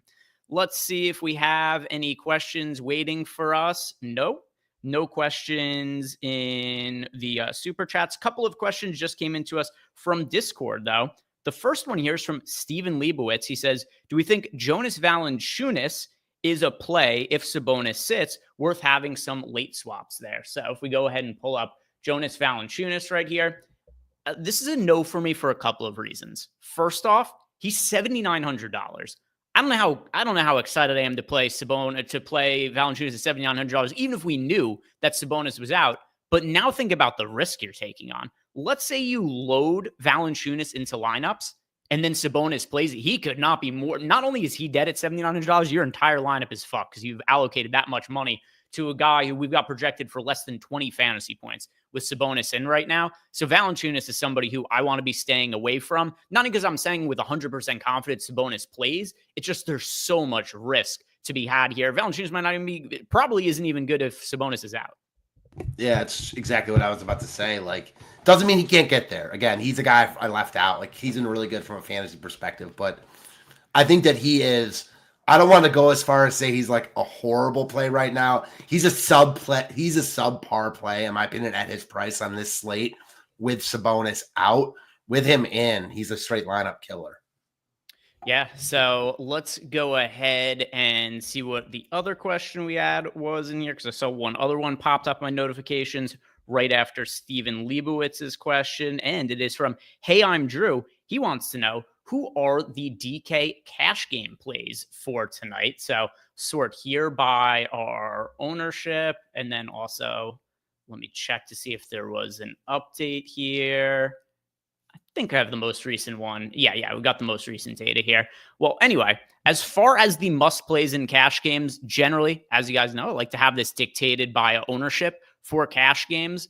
But, yesterday there's something like Boucher was projected to be really popular yesterday. And I said, I can't trust this guy in a cash game. GPPs, despite what ended up happening yesterday, like there was a case for sure to be made for Chris Boucher in some tournament lineups. But cash games, even though he was projected to be super popular, didn't think he was an option for yesterday's slate, at least not in cash games. For today, Matt, who are you going to consider the must plays in cash for Hey, I'm Drew? There are some really strong plays on this slate. I don't think there are any like Jamal Shed type going into last night plays, but the first few guys that I think you pretty much just play are Kevin Huerter. Yeah. I think he's probably the biggest one. Cam Thomas. Cam Thomas. Austin Reeves probably in there. Trey Jones, like Luka, presuming he's in. I think Huerter, Cam Thomas, Luka, Trey Jones, and Reeves are 5 guys I'd be strongly considering. Yeah, Luka's pretty clearly the cash game spend up to me with LeBron being out. Now, here's the other thing too. Let's say Luka gets ruled out. Well, then just Giannis becomes the cash game spend up. They're similar in price. Positions are different. But if we do end up finding out that Luka doesn't play, cool. Just make room for Giannis to be your pay up option in cash games instead. Let's see what else we have for here. M. Grizzly wants to know, is there anybody that we are boosting tonight? Matt, anybody who you like maybe a little bit more than our data and tools do? If you were building out a bunch of lineups, you'd say, I want to make sure I'm overweight to this guy and give him a little bit of a boost so he shows up more in the tools. It's funny you asked that because I was just thinking about this as we were talking. This is a guy I've liked a bunch on this show with me and you. And I feel like he's one guy. You know how we each have players we feel like when we play them, we never get them right or vice versa. He's a guy I've gotten right a bunch. And I feel like when he's chalk and I've played him, he hasn't been great. I'm going back on the train tonight. I like Paolo Banchero a ton here at 9K. There aren't a ton of great spend up options on this slate. His price is getting higher, but so is his production. I love this matchup. Pace up spot for Orlando. I'm all over Banchero at 9K, so he's the guy for me. Got an interesting question here from the Real AD. He wants to know, who are the high risk, high reward plays today? I like thinking about these sorts of things. And Matt, is there anybody in particular, or it could be multiple guys that you're looking at for tonight's slate where it's like, boy, this guy is really risky, but in the scenario where things go his way, kind of like Brandon Williams yesterday, it was one of the things that Eric and I were talking about when it came to Brandon Williams. It was, this guy was coming off a hamstring injury. The team was crazy shorthanded. They had like 8 or 9 active guys. It was 9 active guys yesterday. He's been a great fantasy producer. The field wasn't playing him. There was a chance that he could have been Chris Boucher last night. He could have played 0 minutes. And he ended up getting the minutes. He played really well. Is there anybody you're looking at like that on this kind of slate where it's like, boy, the floor is very low on this guy, but there's a ceiling? Yeah, definitely. One guy that sticks out for that, I think he is the epitome of that. It's Mo Bamba. How could it not be Mo Bamba? Revenge spot against the team that drafted him. You got no Kelly O, no Misi. He played 15 minutes last game. He's 3K. And you could get Bouchered by him. Like, he could potentially not play, but I don't really see it. Like, my biggest concern would be if someone like Jeremiah Robinson Earl started with Makovich coming off the bench. I still think he plays, but probably not much. He's the guy for me. I mean, 3K. I like him a lot here at that price point. Do you have someone else in mind, or is it Bamba for you too? Bamba makes sense. He's definitely somebody who I'm overweight to the field too. I've got him in a little bit more than 20% of lineups. I'm taking some shots. So I agree with you on him. Some other guys as well that I think fit the bill. Once again, if you guys are looking for safe options, that's not what we're talking about here. Some guys who low floors, but high ceilings. So Bamba, one of them for me. Here's another one for me. There was a point in time not all that long ago where Cam Johnson was super popular on a bunch of slates, and he has not played all that well as of late, but he's only $6,100. Now the field has completely gotten off of Cam Johnson. He's just right around 10% owned on a 5-game slate in this super up-paced matchup against the Chicago Bulls. So he's somebody who I like taking shots on for GPPs, Cam Johnson. Another one as well with the Lakers being shorthanded. Now, if Luka gets ruled out, he's going to end up being super popular. But Jordan Goodwin is probably the most nominal NBA player who's had DFS relevance for 5 years now or something like that. Maybe not quite that long, but somehow Jordan Goodwin finds himself in these situations in the second half of the season where he just becomes relevant for DFS purposes. If we go back, actually it has been 5 seasons. So if we go back to, first came into the league in 2021, 2022, played on a tanking Wizards team, started on a 10-day contract. Remember those days Jordan Goodwin was 60% owned because he was starting and he was super cheap. Then he went to Phoenix. He had some games at the end of the year when he became kind of necessary. Last year on Memphis, there was times at the end of the year where they had 8 active guys and he was starting and he became really important. Now he's resurfaced here on the Lakers just in time for LeBron to be out. And if you look at last game, they ended up playing him 24 minutes against the Nets. He played really well. They just gave him the extended minutes. Now, I don't expect him to get those same minutes again. The main reason he played those minutes, he shot 6 of 8 from the field, 5 of 6 from 3. He was knocking down his shots, and they're just like, hey, let's just let him keep playing. But even though I don't think it's the most likely outcome that he gets those minutes, let's say he checks in and hits his first couple shots, then he probably is getting those minutes again. So Jordan Goodwin's another one who he could play the 16 minutes he played 2 games ago, or maybe he makes his shots. He plays mid-20s minutes and he's pretty cheap. Yeah, I like that call. Not going to get any ownership, and the value plays are pretty thin on this slate. So all of a sudden, if he gets hot and plays more minutes, you could be really onto something. So I get it. I like that call. We just got an update here. Nikola Vucevic, he will be limited to around 28 to 30 minutes today. That is according to Coach Billy Donovan. Now, we already had Vuce in for 28 minutes, so this isn't going to really massively change how we're looking at Vuce. And here's where this would have been interesting, Matt, is if he would have been priced down for the role he's been playing as of late. But he's right now $7,500 over on DraftKings. On FanDuel, we've got Vuce priced up to $7,600. So even though his minutes restriction has gone up, he's going to be playing 28 to 30 minutes. I'm not really all that interested in him. How about yourself? I don't think you can play him at all. I don't think you can play either Bulls center. It's almost like a really, really poor man's Sabonis and J-Val. Let's see what else. Somebody in chat is asking, is Twitter down? That has been something that's happened a bunch as of late, but not today. I haven't had any issues with it, and I'm getting notifications on news and whatnot. So I think we're good. I think we're good with getting news and updates from Twitter. That doesn't seem to be an issue. Let's see if there was any other questions that came in for us from Discord. And yes, Coach DFS wants to know top DK plays for GPPs.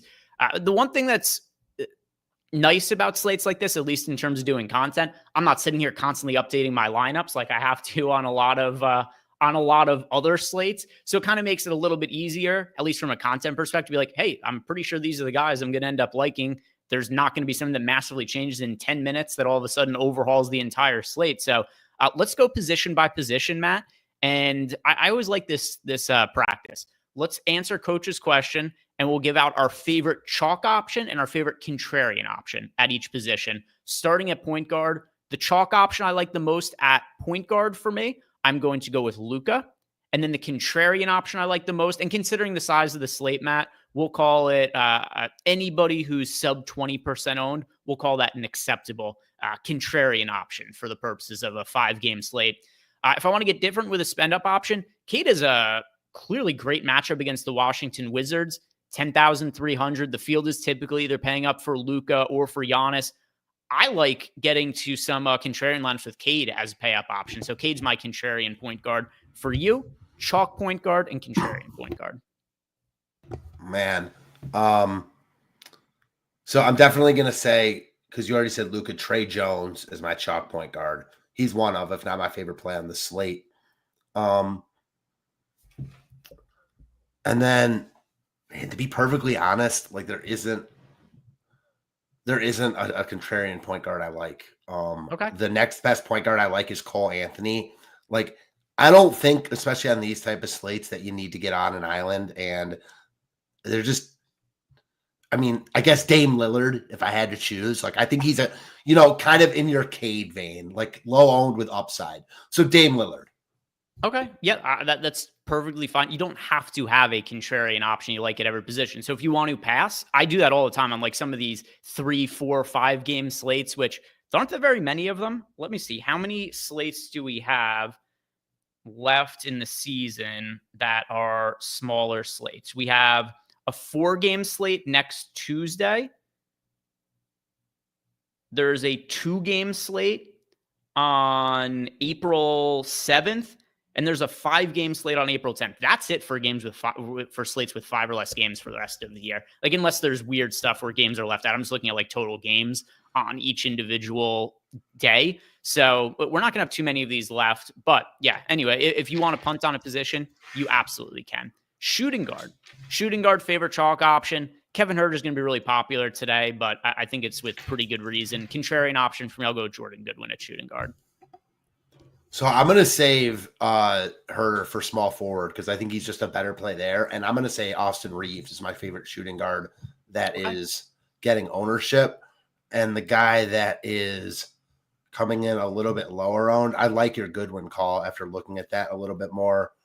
I'll go with a guy that's just over that in Kobe White. Like, he's not getting a ton of ownership, 25%, and he's expensive, but he's like the main scorer on the Bulls right now. So give me Kobe White at 7,300. Sure. It's funny. For the longest time this year, the Bulls would be shorthanded. And I would think this should be a spot for Kobe White. And he just sucked for a really long time. I don't know if he was dealing with an injury that we didn't really know about, but something's happened with Kobe White over the last few weeks where he's playing more in line with how he played last year. So I think that's a pretty reasonable guy to be looking at. I've got him in 29% of lineups right here.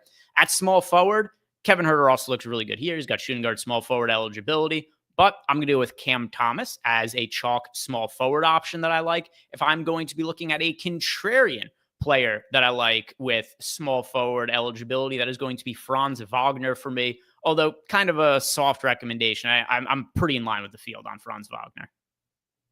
I like the Franz call. I don't know if I'm going to be able to get there myself, but his price is nice and a good matchup. I like that shout out. For me, the chalk one is for sure Huerter. I think you want to play him at small forward if you can. And then my contrarian guy is going to be I guess in the same vein as the other guys we've called out, Zion. I mean, coming off a monster game, he's got small forward eligibility, which helps. He's expensive, but he can show he can pay it off. So I don't love him because there aren't that many contrarian guys I love, but I never mind, spending up to be contrarian, playing studs over popular studs because, Zion's priced up for a reason. He's really freaking good. And let's see what we have at power forward. If I'm going to be playing a chalky power forward today, that's Matkovic for myself at $4,200. We do have the Pelicans shorthanded in the front court. We'll see what ends up happening with Matkovic. He could end up moving into the starting lineup. It's kind of funny what happened the other day, Matt, because Matkovic was super popular. Starting lineup comes out. He's not starting. It's Bruce Brown starting again. Instead, I tried everything I could to get off Matkovic. I got off a decent amount of him, but it was kind of hard at that point. There's only one game left on the slate, and with his price point, there really wasn't other guys to pivot to. He ended up playing well in the minutes he was on the court, so he ended up being like not killing the slate, but he was perfectly fine and acceptable. Now that Misi is out today, I think this is a spot where Matkovic should be looking at whether he starts or comes off the bench. Probably feel pretty good about his minutes there. So Matkovic for me as a chalk option. I don't have a contrarian power forward that I like, though. So for me, Matkovic is definitely the chalk guy. And then my favorite play on the slate, ownership considered, is Paolo. He's not like crazy low owned, but 21% on a smaller slate like this. Yeah, like you said, we don't even have many more 5-game or less slates the rest of the year. So that's low ownership on a slate like this for a guy like Paolo. So give me Banchero there. All right, and now the center position. So the center that I like the most, as by the way, Sabonis was just ruled out. So there we go. As I was saying before that, I thought Sabonis was going to play. I thought that we were going to end up getting, like a pretty normal live before. Like we never get news on late, guys. Why would we get it today 3.5 hours before the game starts? Why Right. today of all days? Why today? I mean, the NBA gods hate us. I mean, it's fine. We get the news we get the news well in advance here, and now assuming Luka's going to be in, there probably aren't any more news items for the rest of the night here. But you guys know the deal. We'll have projections updated in a few minutes, and then we'll have them on screen here for you guys to look at, and we'll talk about the implications of that. So let's finish the center position, and then we'll talk about what we think it means that Sabonis is going to be out today. But anyway, for me at center, a chalk option I'm liking is Nick Claxton. And then if I'm going to be contrarian at center, guy we talked about before, Mo Bamba. Yeah, so the same contrarian guy in Bamba, and then my chalky guy going to be Wendell Carter. I just think he's way too cheap for this. I think that Carter versus Claxton is a good deciding point on this slate. I prefer Carter personally. All right, let's go ahead now and talk about the implications of Domantas Sabonis being out. Now, this isn't new, right? Sabonis hasn't played, like we talked about before, in 2 weeks. So at this point in time, Sacramento has already been priced for his absence. But keep in mind, with this only being a 5-game slate, there could be interest for us in the Sacramento Kings guys anyway. So no Sabonis, Matt. Here are the price points that we have, at least on DraftKings, and we'll look at FanDuel afterwards as well. Zach LaVine is 8,500. DeRozan is 8,300. Monk is 7,600. Keegan Murray, 5,300. We talked about Valanciunas before. It's 7,900. The FanDuel pricing. The FanDuel pricing for these guys, we have DeMar DeRozan is $7,800. LaVine, $7,700. Monk, $7,300. Keegan Murray, $5,700. Valanciunas at $7,200. We'll have projection updates in a couple of minutes, but what are your first thoughts on Sabonis being out and if that's going to really change your lineups in any kind of meaningful way? I don't think so.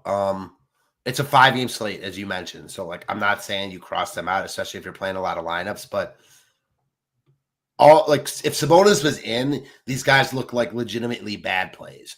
They're still subpar plays with him out. They're priced for him to be out because he's been out, and they're not in a good matchup. So, it doesn't make me love any of them. It just puts them back in the pool, I guess.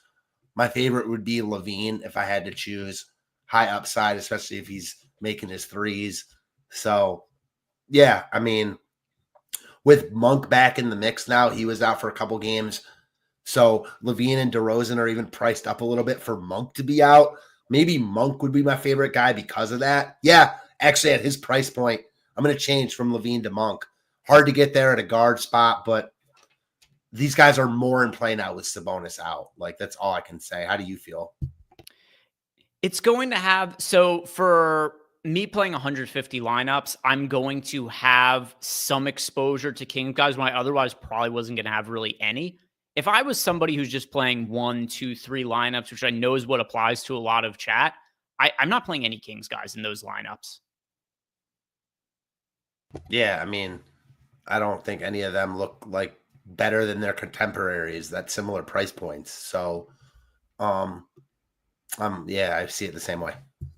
Starting lineup for the Magic, we've got Cole Anthony, KCP, Franz Wagner, Boncaro, and Wendell Carter Jr. Also, because I saw a bunch of people in chat wondering what the starting lineup is going to be for the Pelicans, here's what we have projected right now. CJ McCollum, Trey Murphy, Bruce Brown, Zion Williamson, and Carlo Matkovic. So that is our current expectation for starting lineup. If it ends up being something different, then our projections will be updated for that. But as of right now, this is who it is that we are anticipating is going to start for the New Orleans Pelicans.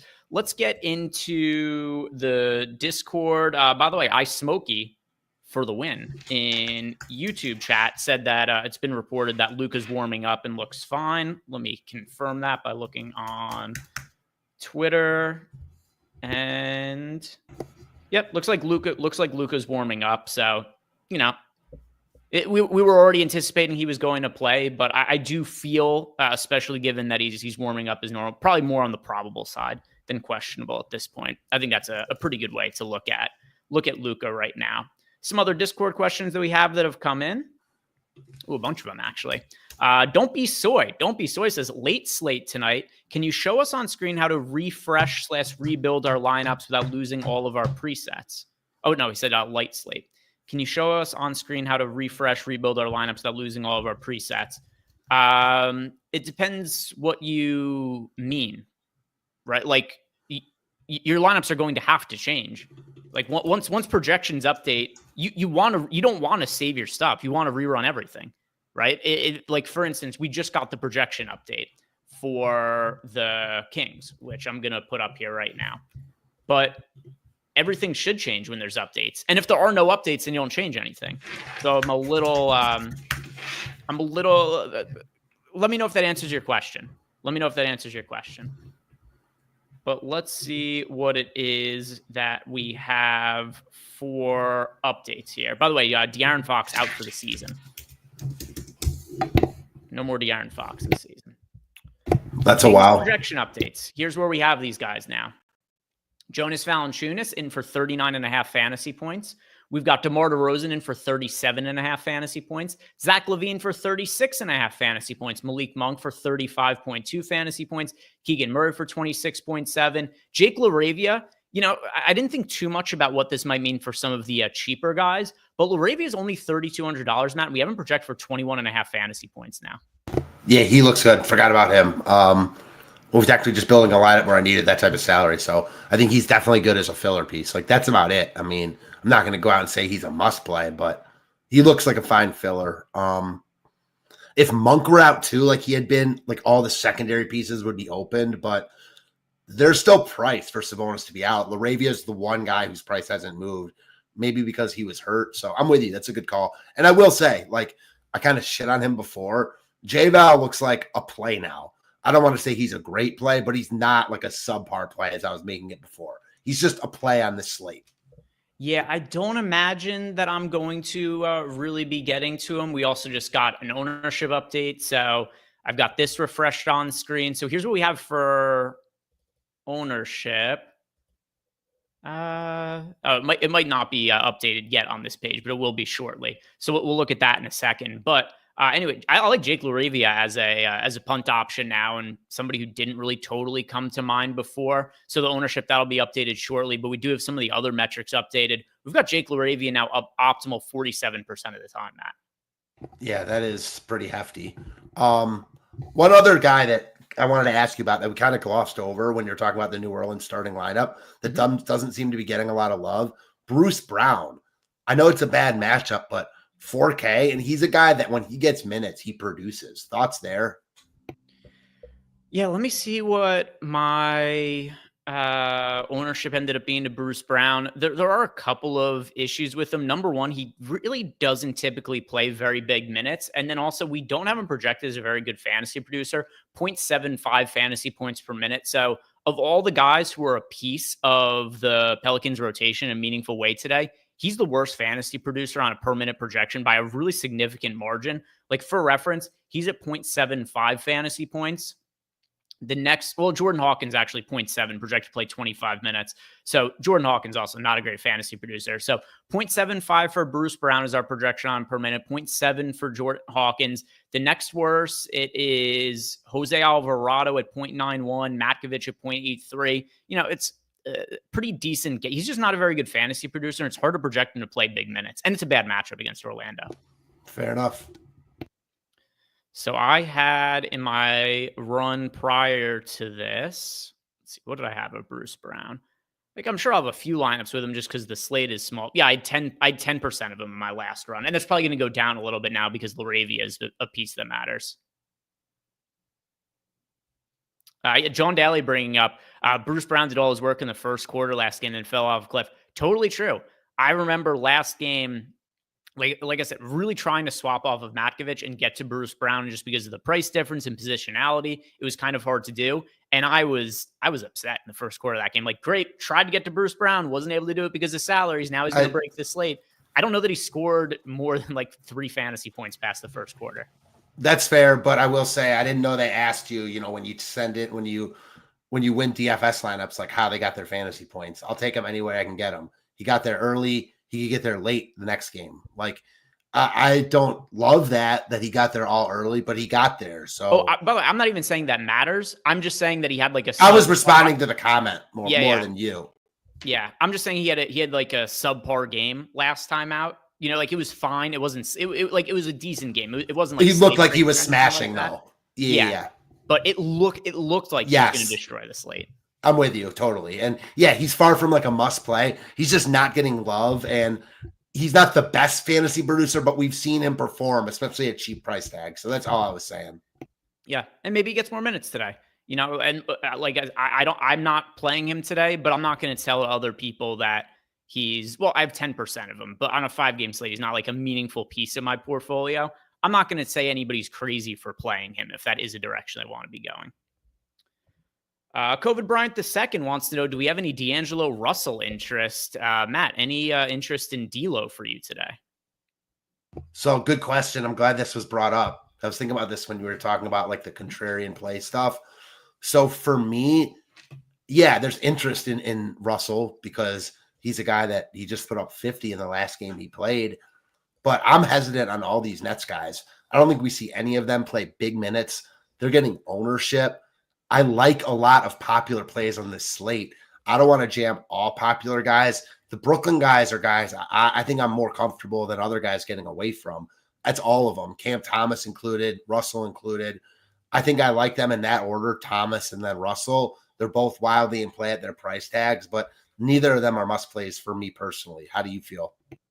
I've got D'Lo in a third of my lineups right now. He's also projected for 28% ownership, so I'm a little bit overweight to the field on him. There's upside here. The minutes could be all over the place, but I love the matchup against Chicago. The price point is still favorable too. Like we've seen D'Lo as high as 8K in the past. He's a high usage guy when he's making his shots. I think there's a real upside here. I'm going to have a good amount of exposure to D'Lo. Yeah, I think there's definitely upside. I just think the floor is lower than the field is giving it credit to be, but it's price tag. I mean, there's nothing to argue about that. It's way too cheap for his upside. Let's see what we have for updated. Boy, we really still have. Yes, so we do have Laravia. Let me check the ownership page to make sure that's where we have him on there as well. Yeah, we've got Laravia only projected for 12% ownership, Matt. I'm really liking him as a contrarian option if this actually holds. Totally with you. He's a guy I've played to some success in the past, and I would play him again here. I'm with you. I mean, the possible pitfalls is obviously the minutes aren't guaranteed or anything like that. There aren't an abundance of pay-up options, but, you know, maybe with Laravia, if I prioritize him a little bit more, it means I could get to more of Luka and Giannis, a little bit more of Cade as a contrarian option, which I like that trade-off. 100% with you. All right.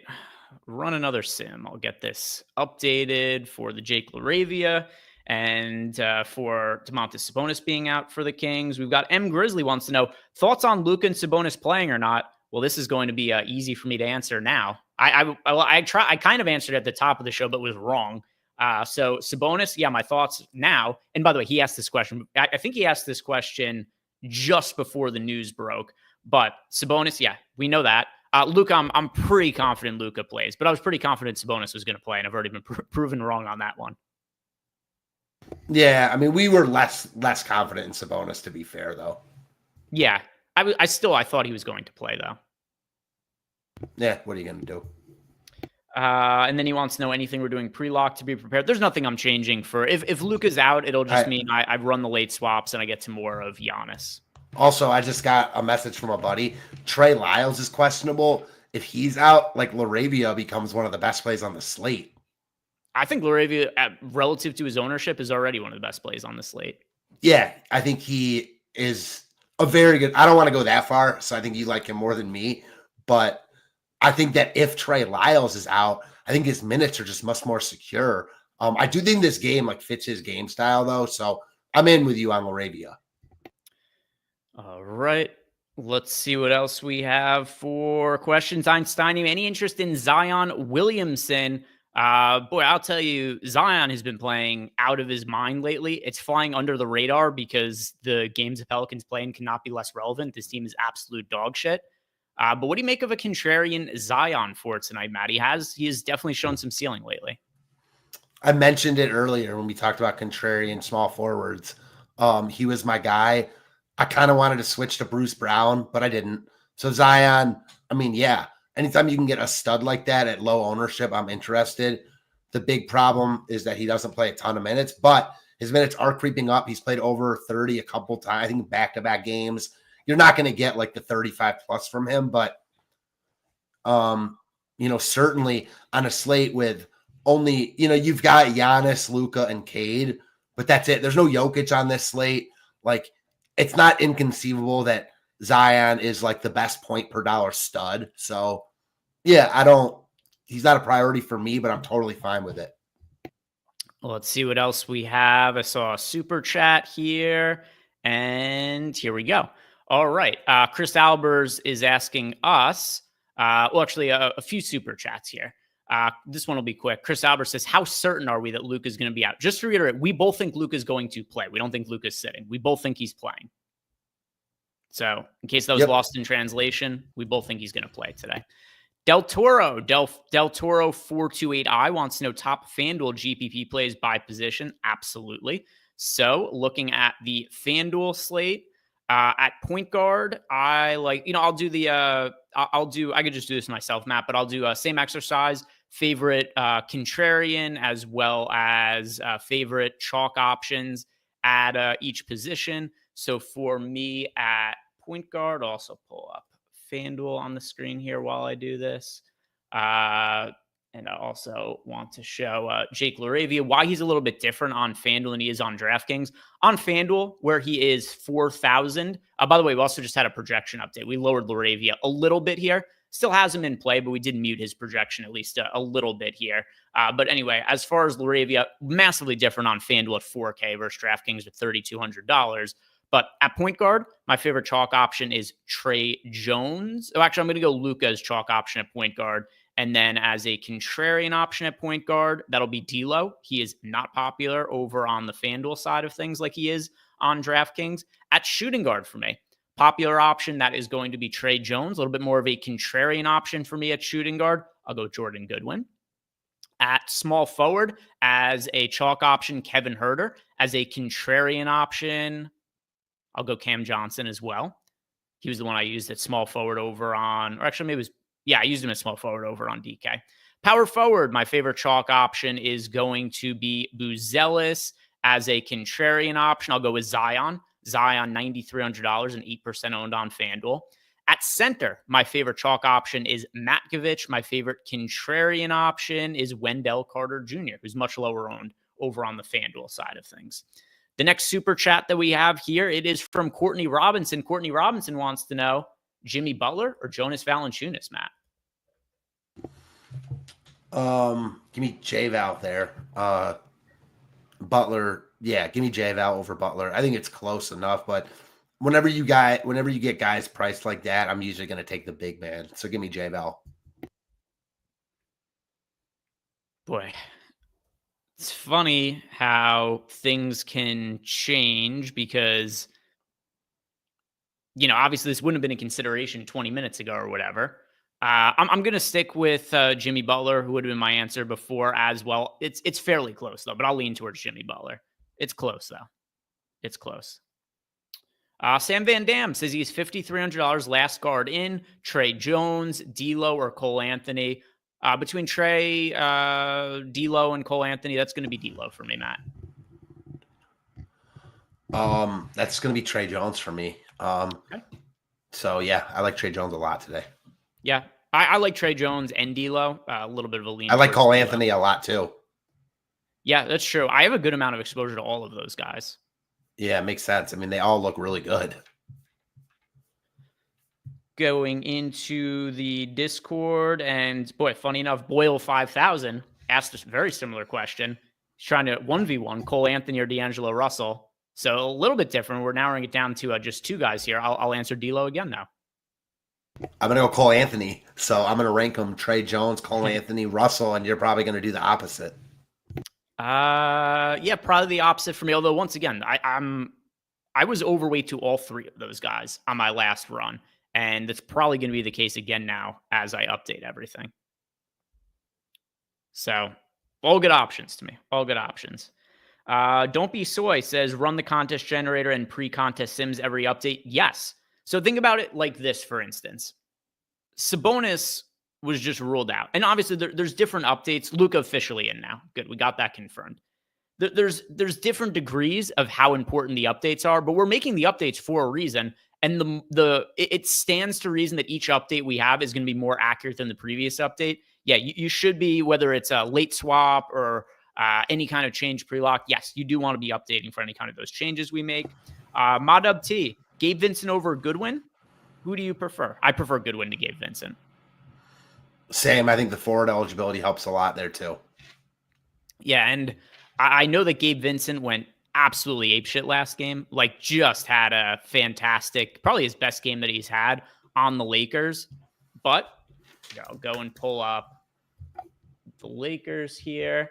And you guys will see for fantasy production, Gabe Vincent is so terrible as a fantasy producer, Matt. So terrible. 0.63 fantasy points per minute. Of everybody on the slate who's expected to play big minutes, the Lakers probably have the two worst fantasy producers, Gabe Vincent and Dorian Finney-Smith.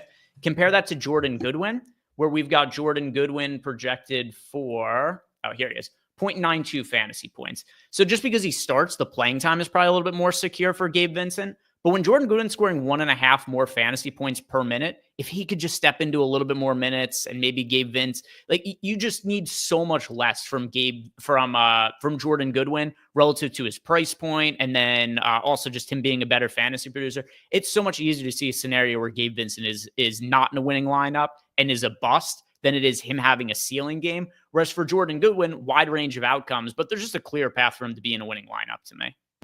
Totally agree. All right. The next question that we've got here. And by the way, guys, if you haven't done it yet, like the video, subscribe to the YouTube channel. Don't forget, if you do want to sign up for any of the packages we have here at Stokastic, link down below in the YouTube description box. You can also sign up with any of our affiliate partners for each one of these ones that you guys sign up for. Here on screen, 1 free month of Stokastic access. So you can get access to our player projections, ownership projections, our simulations. 1 free month for each one of our partners that you guys sign up for here on screen. One other thing I want to mention to you guys as well, Underdog does those snake drafts each day, Matt, and they're getting pretty big in size. Do you know what I'm talking about, those contests? I do. It's like daily best ball. Yes. So because they're growing in size and there's been some demand for it, we now have free Underdog best ball ranking, or not best ball, snake draft rankings on our site. So if you guys ever are looking to do some of those drafts and just want to be guided a little bit, you can go to our site totally for free. It's something Rich and Jason have been working on, our data team. So go check it out. It is totally free. Go hang out on our site, look at the rankings, and use them to help build some of your lineups. I think you guys will find that to be quite helpful if you're doing those contests. And just based on the growth of them, it stands to reason a lot of you guys are playing in those contests.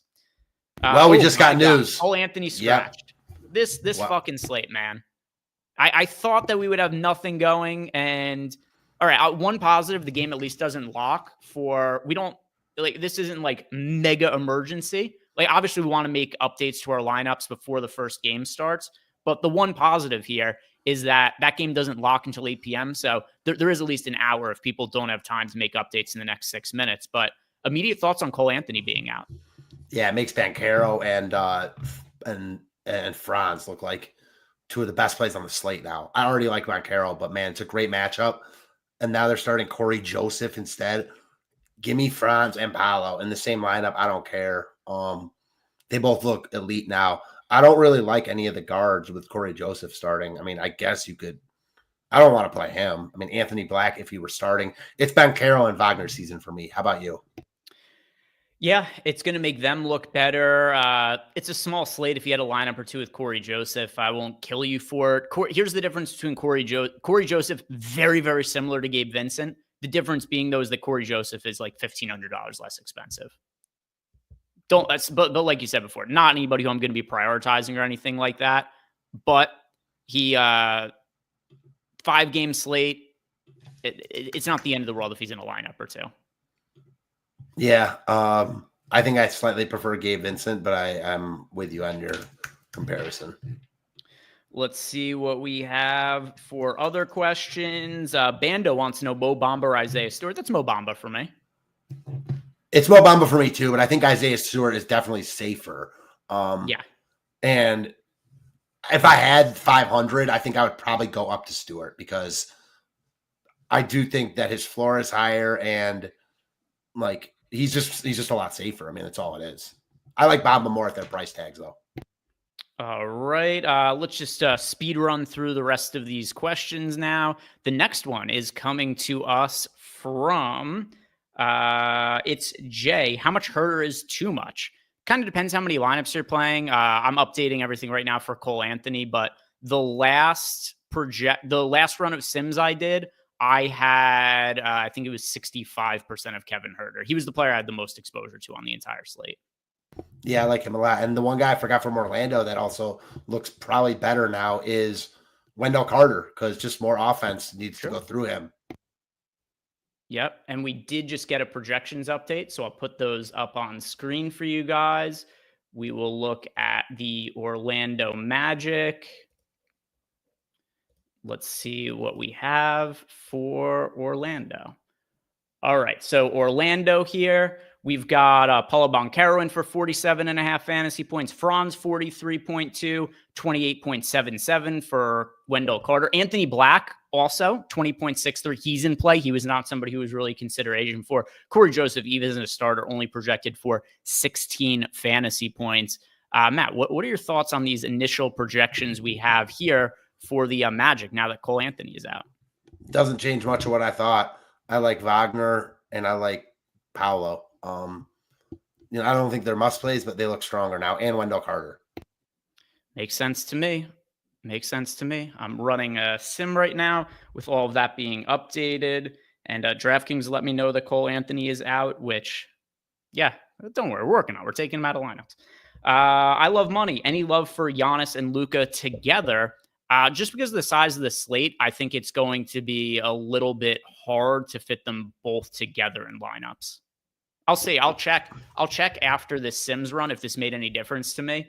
But I didn't have very many lineups with both of them in before. Matt, are you finding it easy, difficult to get Giannis and Luka together? Is it something you're prioritizing, can't do? What's your stance on that? Very difficult. I'm able to do it once out of the 4 lineups I'm playing, but very difficult to do. And then we've got Ethan 7. Ethan wants to know Buzelis and Banchero or Zion and Herter for a GPP. That's going to be Buzelis and Banchero now for me with Cole Anthony out. Yeah, same. And all right, we are all caught up on questions here. So yeah, a lot of shit that you can't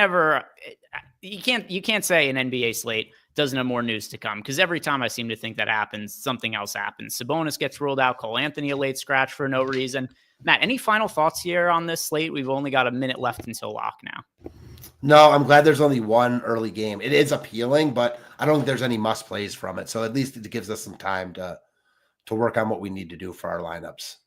Yeah, I got my initial run in here. I got a ton of Paulo Banchero now. Banchero more than half of my lineups. He's my second most rostered player behind Kevin Herter. So you would shout it out that you liked Banchero more. Data definitely ends up agreeing once I updated everything. And I'll run a late swap where we've got some of the ownership and whatnot, fine tuned for some of the live ownership after the first game locks as well. But big risers for me. Wendell Carter Jr. is in almost half of my lineups now. I mentioned I've got Banchero in more than half of them. I've got more of Franz Wagner now. He's in 30% of lineups for me.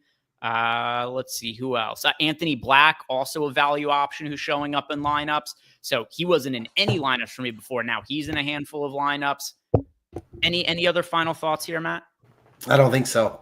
Good call out on Anthony Black, though. He's the guy that I think might fly under the radar. All right, guys. Thank you very much for watching. If you have not done it yet, give us a like, subscribe to the YouTube channel. We're not going to be doing a post-lock show on playback today just because of the smaller size of the slate. But if you guys want to sweat over there, if you want to watch the games, chat amongst yourselves, here is the link to playback being dropped into the YouTube chat right now. So click on that if you guys want to go watch the games over on playback. Other than that, thank you very much for watching. Good luck with your lineups. We'll see you guys back here tomorrow. Peace out.